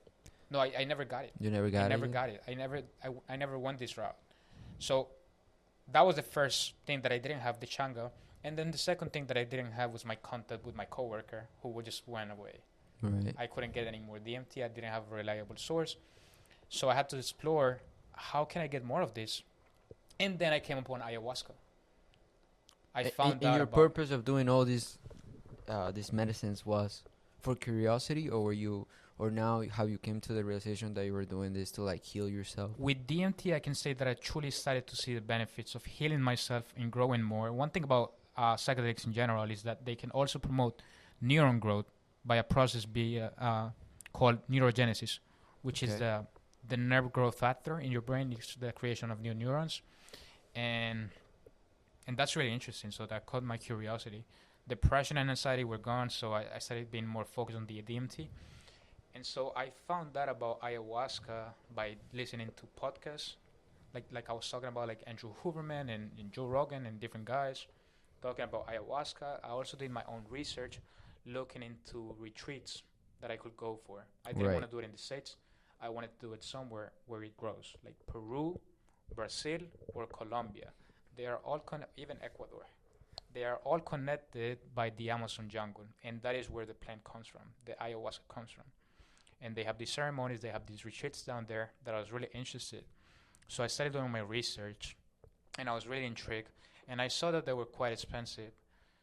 And then I was like, I can't afford that right now. I gotta work my ass off. This was back in at the late 2019. Yeah, I remember you told me that you were gonna do that, and Yeah. you talked about it for a while, and then I remember you were gonna do it before COVID, and then COVID hit, and Before it got COVID. postponed, And it correct? got postponed. So my research got postponed. It was just a thought that I had in the back of my mind when COVID started. And then my research came to a halt. I had to stop it. And then COVID happened. I started working with mushrooms instead of ayahuasca. And then when things got a little bit more calm, I started doing more of the research, and I found out about this retreat going on in Costa Rica called Nada Brahma. Which part of Costa Rica is Es this? en las montañas de Costa Rica en San Agustín. San Agustin. San Agustín. It's a beautiful place. Beautiful spot. Habla al micrófono así para que se escuche bien. Perfecto. Alright. So yeah, I went to this place in Costa Rica called San Jose, San Agustin, in the mountains, and well, before that, COVID happened, and then I started doing more research about this place, and so before I made the decision to go down to Costa Rica, there is one thing that I must talk about, which is I decided to find a future for myself. And I decided to go through the process of enlisting for the army. I wanted to go to the Marines, but I couldn't. Yeah, I remember you told me those things. Right? Yeah. So I decided to enroll for the army. So I took the physical test. I took the ASVAB, which is like the written test, and I did great. Yeah. Everything was done. I had my shipping date for December 28, 2021. That was all set. This was back in early 2021 when I enlisted for this. And then late in 2020, I had looked into the Costa Rica retreat, and then back in May 2021, that is when I decided, fuck it, man, I'm gonna go to this ayahuasca retreat. I couldn't go before you go to the army. before I go to the army, right? I gotta do this ayahuasca before I go to the army. Did you have an intention to like figure out whether you really want to go to the army? Yeah, You weren't man. sure. I was super insecure. I had always been insecure, and I wanted some clarity. Like, what can I do with my future? Because if I go to the army, I'm going to leave my mother. I'm going to leave my dog. I had bought Tony, which is a French bulldog that I have. And I love Tony. I still do. I love him. So I didn't want to leave everything behind. So it's like, what can I do? So I was like, I'll do ayahuasca, right? To help you, like, make a decision? Make a decision. How can it help me out? Yeah. And I had always been curious. So that was an intention that I had, right? So, man, May 2021, I decided I'll go for it. So I contacted the retreat called Nada Brahma. If you're interested in doing ayahuasca, I highly recommend this retreat in Costa Rica called Nada Brahma. Nada Brahma. Nada Brahma Healing Center. The light went off. That's good. Fuck it. All right. I highly recommend the retreat. So I had my booking set for September 2021. I decided to go down there, but then before I went down there, I got COVID. Yeah. For the first time. You caught it. And it turns out for ayahuasca, you must do a diet. They call it la dieta. La dieta consists of a strict diet following like vegetables and no salt, no sugar, no meat, no coffee, no substance, no wheat, no chemicals. So what can you eat? Vegetables. Just vegetables. Just vegetables. And you must be a vegan and no dairy, no milk, none of that. And it was tough, man. It was tough. For how long you had to do this diet before doing it? You gotta do a diet a week or two beforehand before you go Okay. down there. So it was really fucking easy for me, right? Because with COVID, I lost my sense of taste and smell, and I Right. didn't really like vegetables. But since I had no taste, I was just You munching. didn't care. Yeah. I just eating as much as I can. So it was easy for me. And then I went down there, and magically, as I got to Costa Rica, it's like I got back my sense of taste and smell. It's funny because I got it back when I was down there. Not necessarily as soon as I got there, but when I got down there. So I booked my flight to San Jose, Costa Rica, but then I fucked up because I go to Houston, and I'm like, why am I going to Houston? It turns out when I land in Texas, I see these women telling connections, and I go to the women. I say, I'll go to San Jose. She's like, oh yeah, you're going to San Jose, California. And I'm like, no, I'm going to San Jose. She's like, you bought the tickets for San Jose, California. No way. So I had to take a flight down back to Miami, and then from Miami down to Costa Rica. That same day. That same day. And Damn. I was supposed to be in Costa Rica by 3 p.m. I got there like 9 p.m. So I missed the intro, and I missed seeing For not reading well. For not reading well. Yeah, it happens well. sometimes. Yeah. I feel like your own eyes can yeah, man. Yeah. feel you. I didn't have my glasses on. San Jose, California. So and I then got. what happened? Yeah. It happens. The good thing is that you found a flight and you made it to. Yeah. But I'm sure you probably feel like a little. I'm sure you were a lot worried because you had to be in Costa Rica and you were going to another. I was going to a whole different ball game. Yeah. So I got down there by 9 p.m. and it was rainy because it was rainy season in Costa Rica, and the streets were flooded. So I had to wait for a few in the airport when I got there until the cab driver came through, and I made it to the retreat finally late at night. And I missed the intro with the other people coming down, which were only 2 people. When you go to an ayahuasca retreat, make sure you have less than 8 people with you, because even though they're great, they're gonna have plenty of people, which means there's gonna be less time of integration with the shaman and the people around you. You want to have more time with the shaman, because the shamans know these people He's are the wise. one that's gonna lead you through the trip. Yeah, those people are wise. So I got down there. I meet with the shamans. They give me a vegetable burrito, which was great. And then I gave them the money, and it was time to go to bed. They teach me a little bit about the procedures that were going to happen within that week. And so within that week, I had to give them my phone. Right. I gave them my phone. I don't wear any watches, but if I had any watches, I would give it to them, because we wouldn't be focused on any time. There was no time in the retreat. It was all just based in the sun, in the position of the sun. And then no books. I brought a few books for me to read down there, but you were not supposed to be influenced by any external sources, such as books or podcasts or anything. You couldn't have any of this. It was just yourself. If you want to, in your mind. In your own mind.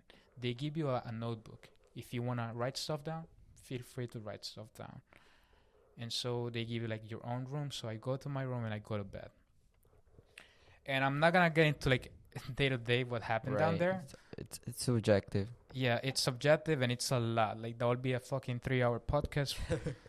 And right here in the US, we don't have a lot of time for this. We gotta hustle, right? Right. So we can do another episode in the future. Yeah. If you want to get into details. Yeah. More, but so you want to share like how long was this trip? Yeah. Let me share a few medicines that I tried down there. So in this retreat, you get 3 ayahuasca ceremonies, which happen at nighttime. But then you also try 3 different medicines, native medicine, indigenous medicines that they have down there. And I'm going to mention them. So like the first one is called as kambo. That was the one we did on the first day. Do you smoke it? Do you drink it? How do you take it? So kambo, the way that it's applied is they burn your skin with a stick. They put 4 different dots in your skin. Okay. And then kambo is the venom of this giant monkey frog from the Amazon. The way they take this venom is they tie the frog to a few sticks and then they rub it. And when the frog starts sweating, that's kind of like this defense mechanism. They take this sweat or venom and then they apply that to your burned skin so that your skin absorbs this venom. And the side effects that you get from this medicine is you purge. So they give you a bucket and you gotta throw up. So you puke a lot. You puke a lot, man. And it's not like ayahuasca. With ayahuasca, the vomit, the throwing up, comes up on its own whenever it needs to come. With kambo, you must throw up and you must force yourself to throw up. Okay. So you're laying down in this mattress. You're just sitting down in the mattress and then you start feeling the effects about a minute, maybe 2 minutes after of this purge. And you're holding that bucket and you're seeing your face in the reflection of your own vomit, just swelling up. You're seeing your face and you look like a frog. So you're welcome into the frog family. and your ears start expanding, and your eyes become wide, and you're purging and purging, and it's not psychedelic. How did you feel that moment when you saw yourself like a frog? The only way that I felt was really unpleasant, because Cambo is not a pleasant experience. So you're throwing up, and your throat is on fire because you're throwing up so much. But the whole reason for this medicine is so that before the ayahuasca, you want to be clean when you eat food. That's why you do the diet. But then with this medicine, what you're doing is you're cleansing out your whole organism, and you're releasing any toxins and mucus and candida, fungi that you have inside your body. So when you're looking at the bucket, you're seeing your own vomit, right? But within this vomit, you're seeing like different particles, such as like yellow or green. And you ask the shaman, what is this shit? Like, what is this stuff? She's like, oh, that's candida. That's a type of fungi that's growing inside your body. These are toxins that you have. These are toxins that have been released. So your bucket is your friend during the whole ceremony. For the Cambo, for the ayahuasca, that's your best friend. That was the first medicine. The second medicine that we were provided is the Temazcal, which is really interesting. I think it's a medicine that we should both do. Upstate, they have it in the Catskills, and it's not really a medicine itself. The sweat lodge is also known as Temazcal. It's an indigenous practice that the native people used to do in this country back in the day. They would go into this kind of like sauna that's being heated up by these volcanic rocks, also known as abuelitas or grandmothers, and you go in there, and this is flaming hot, super hot, and you go in there with the shamans. Before you go in, though, they give you this medicine known as mambe. Mambe, which is the coca leaf. It's not coca like the chemical, but it's the coca leaf, the natural stuff, mixed with another native tree called as jarumo, and it grows in our countries, in Ecuador, Colombia. So they bring it, like, it doesn't grow here? It doesn't grow here. It just grows. It's native to South America and Central America. It's called jarumo. And the monkeys, let's talk about relationships too, because animals love to get high. The monkeys love the jarumo tree. They climb on the tree and they eat this jarumo leaves because they get a psychoactive effect from it. In the Amazon, the jaguars, you see a lot of jaguars during your ayahuasca journeys, and the ayahuasca and the jaguars love the ayahuasca, the vine, the capi vine. They eat it because it creates a psychedelic effect for the jaguars. They're creatures of awareness, just like we are. And it's kind of like the bees. When the bees, this is one thing that I forgot to mention. When the bees go to the caffeine plant, to the coffee plant, so the caffeine being released by the coffee plant is a defense mechanism. So when insects go to the coffee, they eat this plant, which contains caffeine, and it kills their appetite. It doesn't kill them, but it lets them know, get the fuck away from me. Interesting. But it's not the same case with bees, right? Because bees, they create what's called a symbiotic relationship between the plant and the bee, so that the bee can pollinate the plant or the nectar of this flower that's creating caffeine, and they develop a deep relationship between them. And even if the coffee plant runs out of caffeine, the bee will come to that plant for life and pollinate it. So it's interesting. Nature. We don't own nature. Nature owns us. Oh, of course, if. And so Temazcal is a great ceremony, and then so mambe is the coca leaf with the jerumo. It looks like a green powder. Sorry, I'm moving this so much. No, you're. You put this powder in your. What do you call that?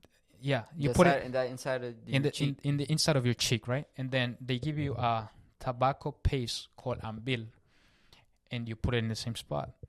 And the reason for this medicine being done before going into the sweat lodge is that you can speak with the heart, because the coca leaf has the shape of a mouth, and then the tobacco seed has the shape of a heart. So to communicate, to speak with the heart. And so they give you these medicines, you put it in there, and you don't swallow it, you let it dissolve. But then before you go in, they give you some maracas, and they give you drums, and you go into the sweat lodge, which is fucking hot, super hot. And when you're in there, you're communicating with the heart, but you're not talking. How are you talking and releasing? With the instruments. The music. With the music. So we play music, and we play this Icaros, which is the Amazonian music that takes place during the ayahuasca ceremonies, because the ayahuasca ceremonies are not quiet. They contain music. and the music kind of goes at the same flow that the journey is going. So up and down. Down, It's up. beautiful music, man. You go into a sweat lodge. You're in there for about 20 minutes, half an hour. You come out and you feel release, like you left something right there because you were yelling and doing stuff right there. You're even crying. That was the second ceremony. The third ceremony is one that we have in the city as well. We have it down in Brooklyn, and it's called Hape. Hape. Hape. I don't know if I told you about this, but it's another one that we can try. It's Hape is a tobacco shamanic snuff that's being blown into your nose with a tool known as kuripe. Okay. So what the shaman does is he has this kuripe where he puts the tobacco inside and he goes. He smokes it to you. He blows it into your nose. Okay. So it goes straight into your nostrils and goes straight into your brain. And the effect that you get from this chemical or this medicine, shamanic snuff, is that you fall into a deep state of meditation and you go really deep. You close your eyes and you might get dizzy at first, but then after a while and you're sitting down in this meditation, you get to connect on two things, whether the shamanic snuff that was collected from the Amazon, whether these plants were masculine or feminine. That's when you truly get to connect with like the spirit of the plants themselves, or the spirit of tobacco. You can feel the embrace of a mother of the feminine with these plants, or you can feel the masculine, the teaching voice, like you gotta do this shit, or like the loving voice of the mother, the female, and you connect with this stuff.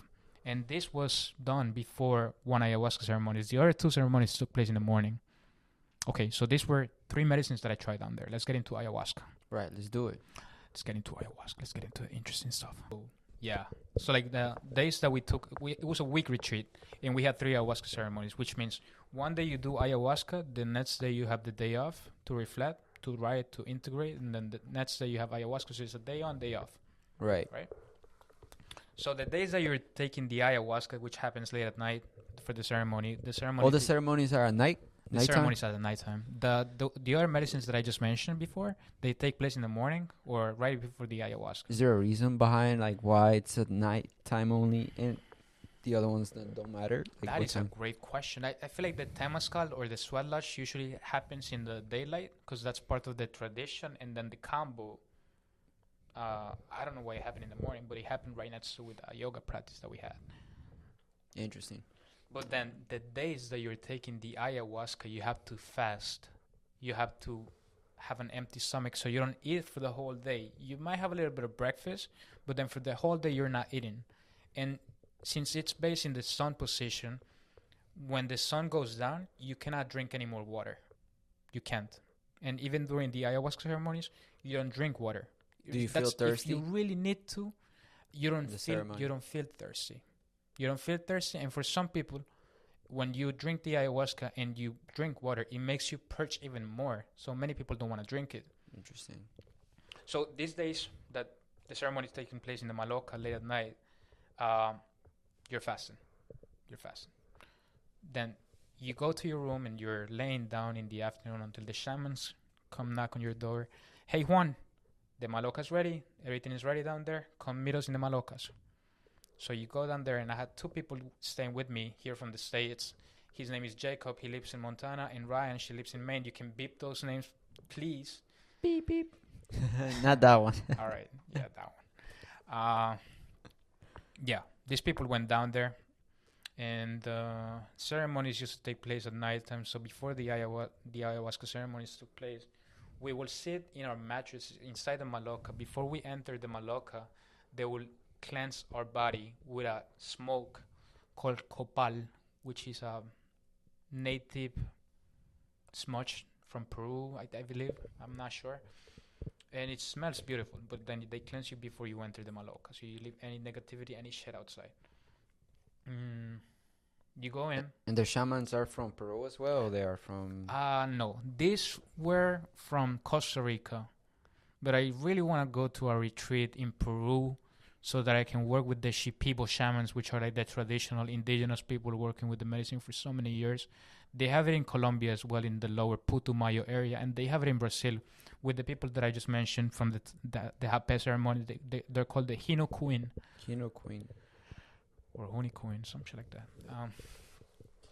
Yeah. So before the ayahuasca ceremonies take place, the shaman comes and he talks to you. He gives you some wisdom. He tells you not to have any expectations or any belief systems before you enter into the ceremony. That you drop everything you know and just Be present. be present. Be present and be ready. Because you're going to go through some tough shit, man. It's not easy. Ayahuasca's it's not easy, man. It's tough work. You relieve your traumas or something like that. You relieve your traumas. You see some aspects of yourself that you don't want to see. You may experience some heavy shit, man. Heavy shit. Heavy emotions. Heavy emotions. And you're down there and you're receiving this wisdom from the shamans, people who know, who've been working with these medicines for so many years. You then, after that, you go into meditation for about 20 minutes, half an hour before you take the medicine. And then it's your time to go and receive the cup from the shaman's hand. And Is it like a La primera like copa. a shot, or It's like- kind of like a shot.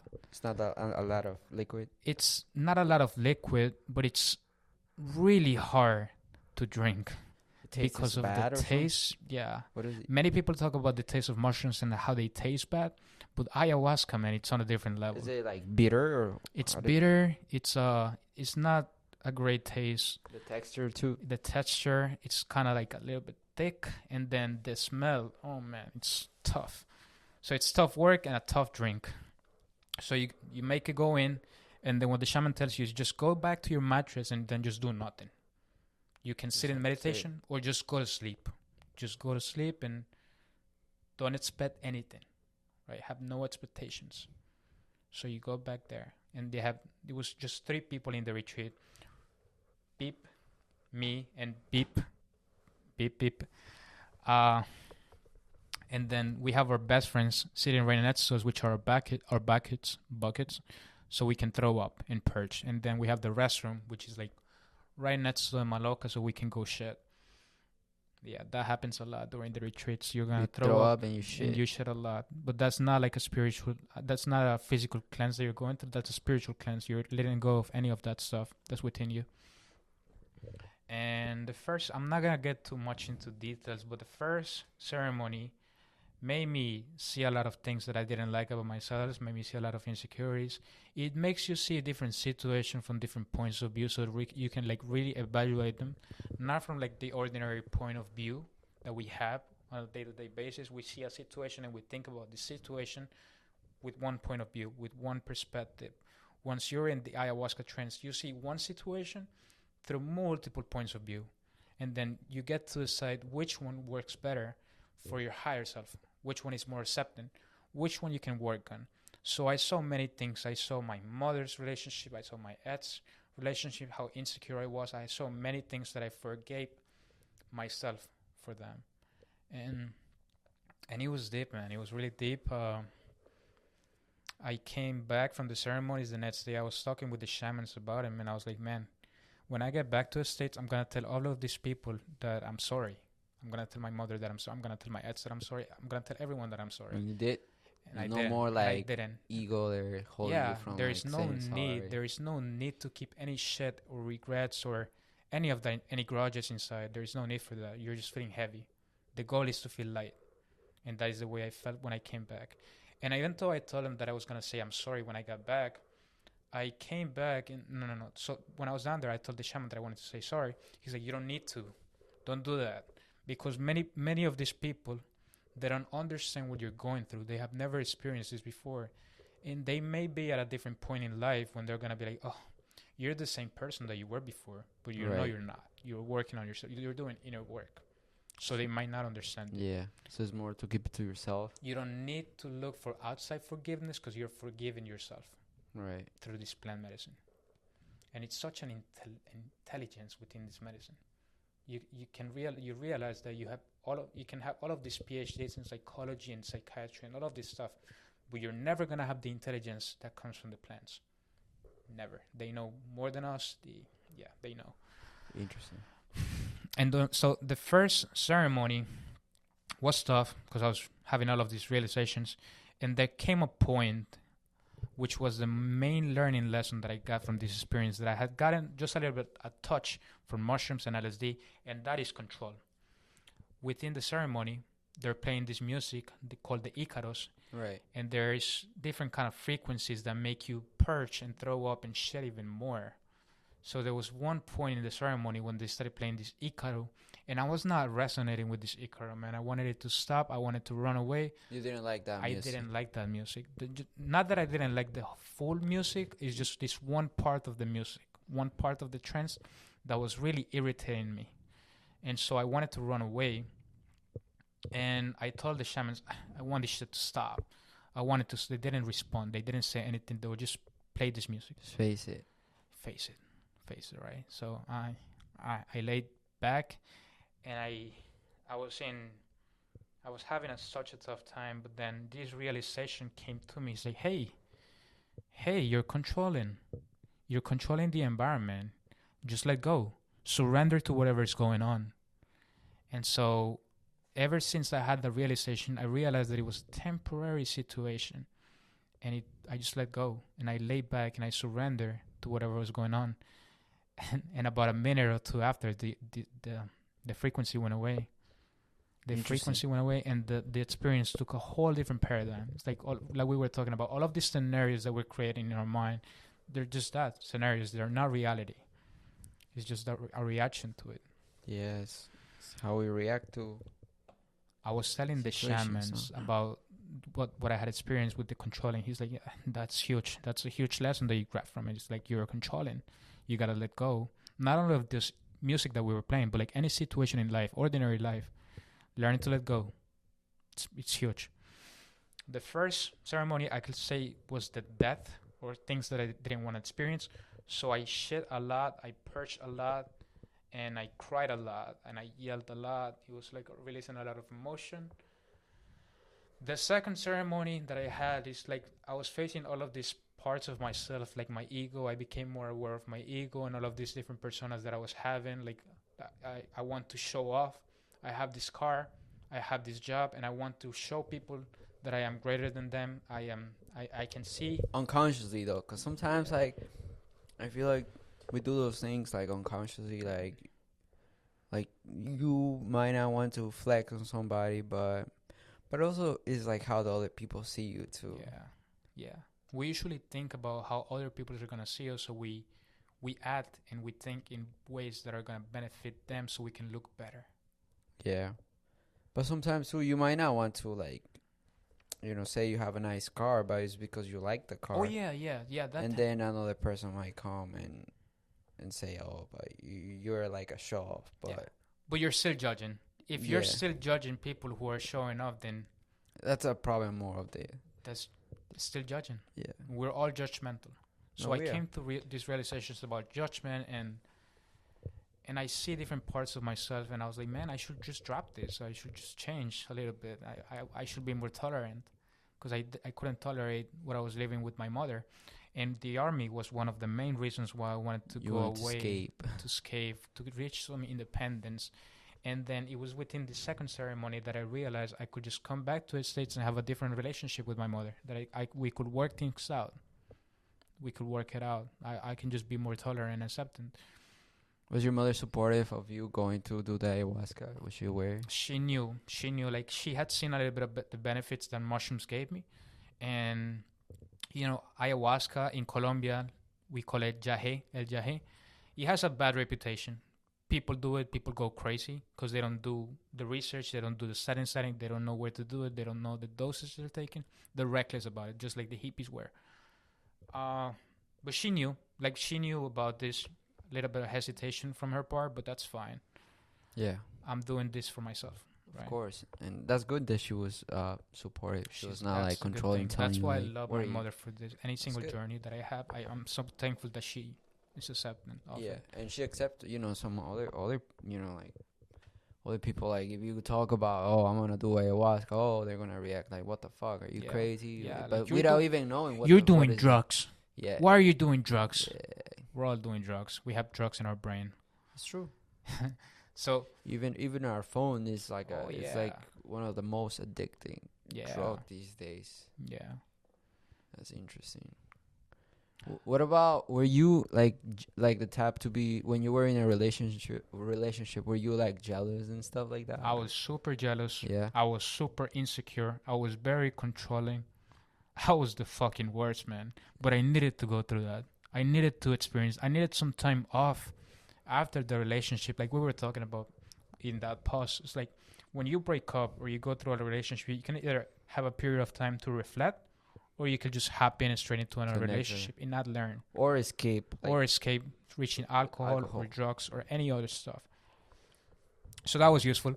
The second ceremony was great, huge, and then the third ceremony, it's deeply personal, and it was really deep because I was laying down in a fetal position.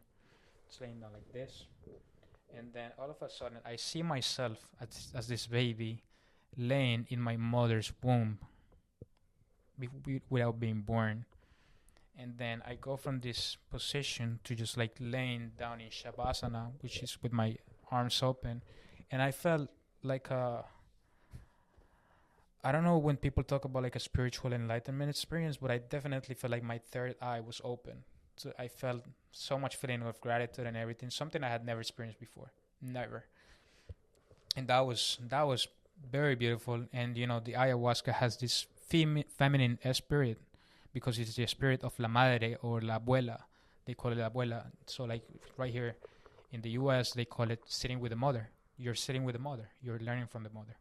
And so I had this feeling of just being one with the earth and with the mother. And during the ceremonies you also get to connect a lot with nature. You get to connect with the jungle, and you see jaguars and you see snakes and you see hippopotamus, you see all different animals. It's beautiful. So there were like only 3 ceremonies? There were only 3 ceremonies. So the way that I classify them nowadays after a while is like the first one was the death. Right. The death of my ego. Okay. The second was like the recognition that I could deal with things more acceptantly and more tolerant, and like the self-awareness of my ego.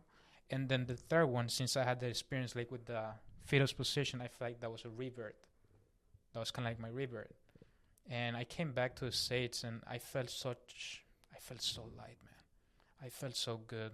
When we were down there, it could have been the food too, but I think it was the medicine. Because when we were down there, it was all vegan. And then when I came back to the States, I was still a vegan. I love being a vegan, just vegetables and everything. I developed a taste for them, and that was beautiful. And then after a while, that's when I realized, holy shit, man, you need chicken. You need chicken, you need fish, you need meat. Your body needs that. So I started to incorporate slowly but surely like meat and chicken into my diet. But the energy, man, the energy stayed, and the lessons stayed, and the meditation improvement, many things improved. The habits did. How you react to like situations too. Yeah, become more accepting of it. And there is also another thing that you get from these medicines, which is synchronicity, what we're talking about. So like when you come back from an ayahuasca ceremony, you lose a lot of friendships, but then you create new ones. Right. And you lose a lot of habits, but then you create new habits, which are better for you. And so I started working at this float center. I had not worked there before. I knew I loved this place, and I knew that if I could work there, I would get free floats, which are quite expensive. So that was good. And I started working there, and then through that place, I met my boss, who's a master carpenter. And I realized that I wasn't making enough money from the float center. So I was like, I'm going to have to do electricity. So I'm going to have to go to BOCES and take electricity courses or some other shit. Right. So I told my boss, but I didn't really want to do electricity. I wanted to do carpentry. They just didn't have any courses available. So my boss goes like, come do carpentry with me. I will teach you and I will pay you. And so I started doing that with him, and it's been a year, and I love it, man. So it's kind of like help you like find your purpose too. Yeah, and even if it's not my purpose right now, I'm happy where I am right now. It put me on that place. In different friendships, I have new friendships nowadays. I have you, which you're a great influence. Thank you, man. Likewise. Yeah, man, it's been a journey. It's been a journey. Thank you so much for coming on the podcast and sharing your experiences with all these medicines and toad. Want to talk toad? Huh? Want to talk about the toad or no? The what? The toad, the sapo. Yeah, no, we have time. We got time. Because that's a big one that I wanted to talk about. I wanted to talk about the distinction between psychedelics and entheogens. So when it comes to a psychedelic such as LSD or DMT or mushrooms, it's a psychedelic, right? Right. When you have this experience, your ego, and we got like 5 minutes, so that's great. That's great timing. So when you have this psychedelic experience with the mushrooms or the LSD, your ego is there. You can still have an identity. You can still be identified with this reality, and you can still see the opposites, such as the good and the bad, the Right. here and the there. And it's useful to have these experiences because you get lessons and you learn from them and you can grasp things better. But then there is another medicine, also known as 5-MeO-DMT. So 5-MeO-DMT is a little bit different than regular DMT. They're both DMT, but then the 5-MeO-DMT doesn't come from any plants. It is only found. I shouldn't say it is only found because there's got to be a lot of species that contain it. Right. But then there is this toad in the Sonoran Desert called the California river toad, the Colorado river toad, or the Bufo alvarius toad, and it contains this chemical known as 5-MeO-DMT, which is secreted by its glands. So you grab the toad, which only comes out like once a year for a period of 3 months in the rainy season. It comes out from underground, All and right. people grab this toad and they secrete the venom. And this- where do you find this again? In the Sonoran Desert.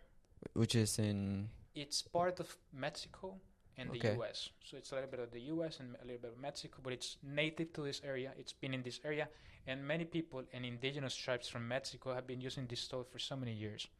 So like in Africa, they have the circumcision for the African who are 13 years old, and they become men when they get the circumcision. In the Sonoran Desert, the Siri tribe, what they do is they give a 13-year-old the venom for them to smoke, and they grow into adulthood.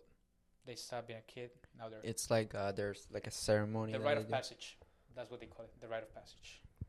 Yeah, it's like a ceremony. Interesting. So they work with the toad, and then this toad, even though it's been there for so many years, it's only becoming more popular now, which is why I really want to talk about it. Because when you do psychedelics, your ego's still there, but when you do 5-MeO-DMT, it's different. It is way more intense than ayahuasca. It is 5 or 10 more times more intense than regular DMT. So you smoke the venom. It is a smoke. You use the venom, they dry it up, and it's crystallized, becomes crystallized. And that is what you smoke, right? You smoke this venom, and then you get an experience of non-duality. So in this reality, we have duality. We have the good and the bad, the opposites. Right. We have everything. In this experience, you have none of that. You smoke the venom. You go to a ceremony. It should be taken in a ceremony with a shaman. You should always do it with a shaman. You cannot do it by yourself. You will die. You must do it in a safe setting. Die out of why? Physically. Physically. Not spiritually. Physically. Because you're not aware of your body. You're not aware of your breath. You're not aware of sounds, of visuals, anything. Everything that you know goes away. It's just kind of like you separate your soul from your body. Yes.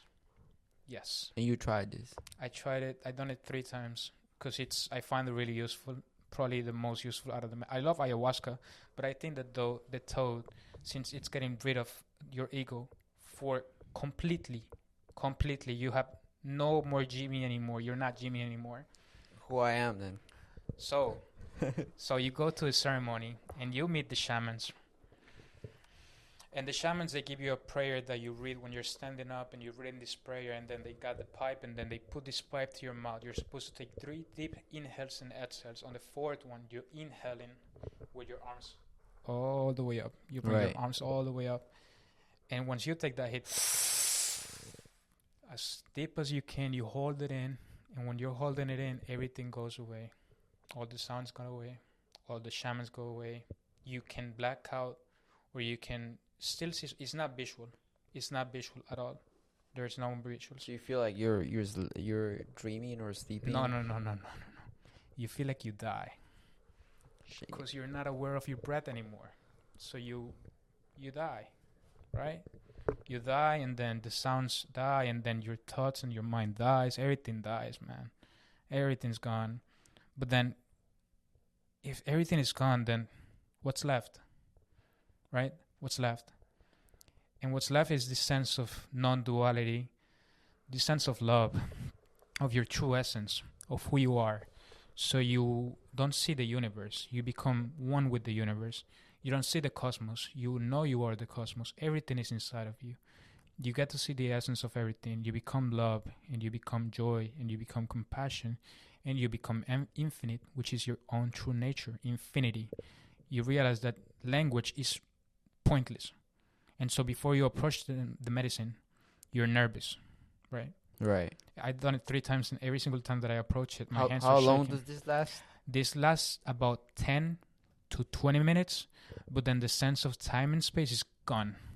So it feels like It feels like an hour, maybe 2 hours. You could be there for 5 minutes. You will feel eternal. But then Interesting. you learn to appreciate this moment of infinity, because that's what it is, a moment of infinity. And then, I'm not going to get into much detail, but when you come back from the medicine, from the experience, the sounds start to incorporate your breath. Your breath is huge. You can go. You see the people around you, and you're smiling at them, and you feel nothing but gratitude for them, and being thankful for this experience. And you see you have changed. You're a completely different person, and it's a beautiful experience, man. That's interesting. I didn't know those type of medicines even existed, to be honest. I thought like ayahuasca was like one of the, I would say, highest frequency medicine. This one's the highest Oh shit. so far that we have found. So far. Oh. What about El Sapo? Is it the same? Same thing. It's called El Sapo. Sapo El Sonora. Yeah, man. Sonora. El Sapo El Sonora. El Sapo Is named Sapo del Sonora because Sonora is the zone where it's found? the zone where it's found, and it's a sapo. So like in the Amazon with the cambo, that's a rana, a frog, the cambo frog, and then the toad, which is a sapo, comes from the Amazon. But it's a whole different thing. Some people in Mexico, they just released an article like a few months ago where they're licking the sapo and they're dying. You don't lick it, you smoke it. Don't ever lick a sapo. Yeah, man.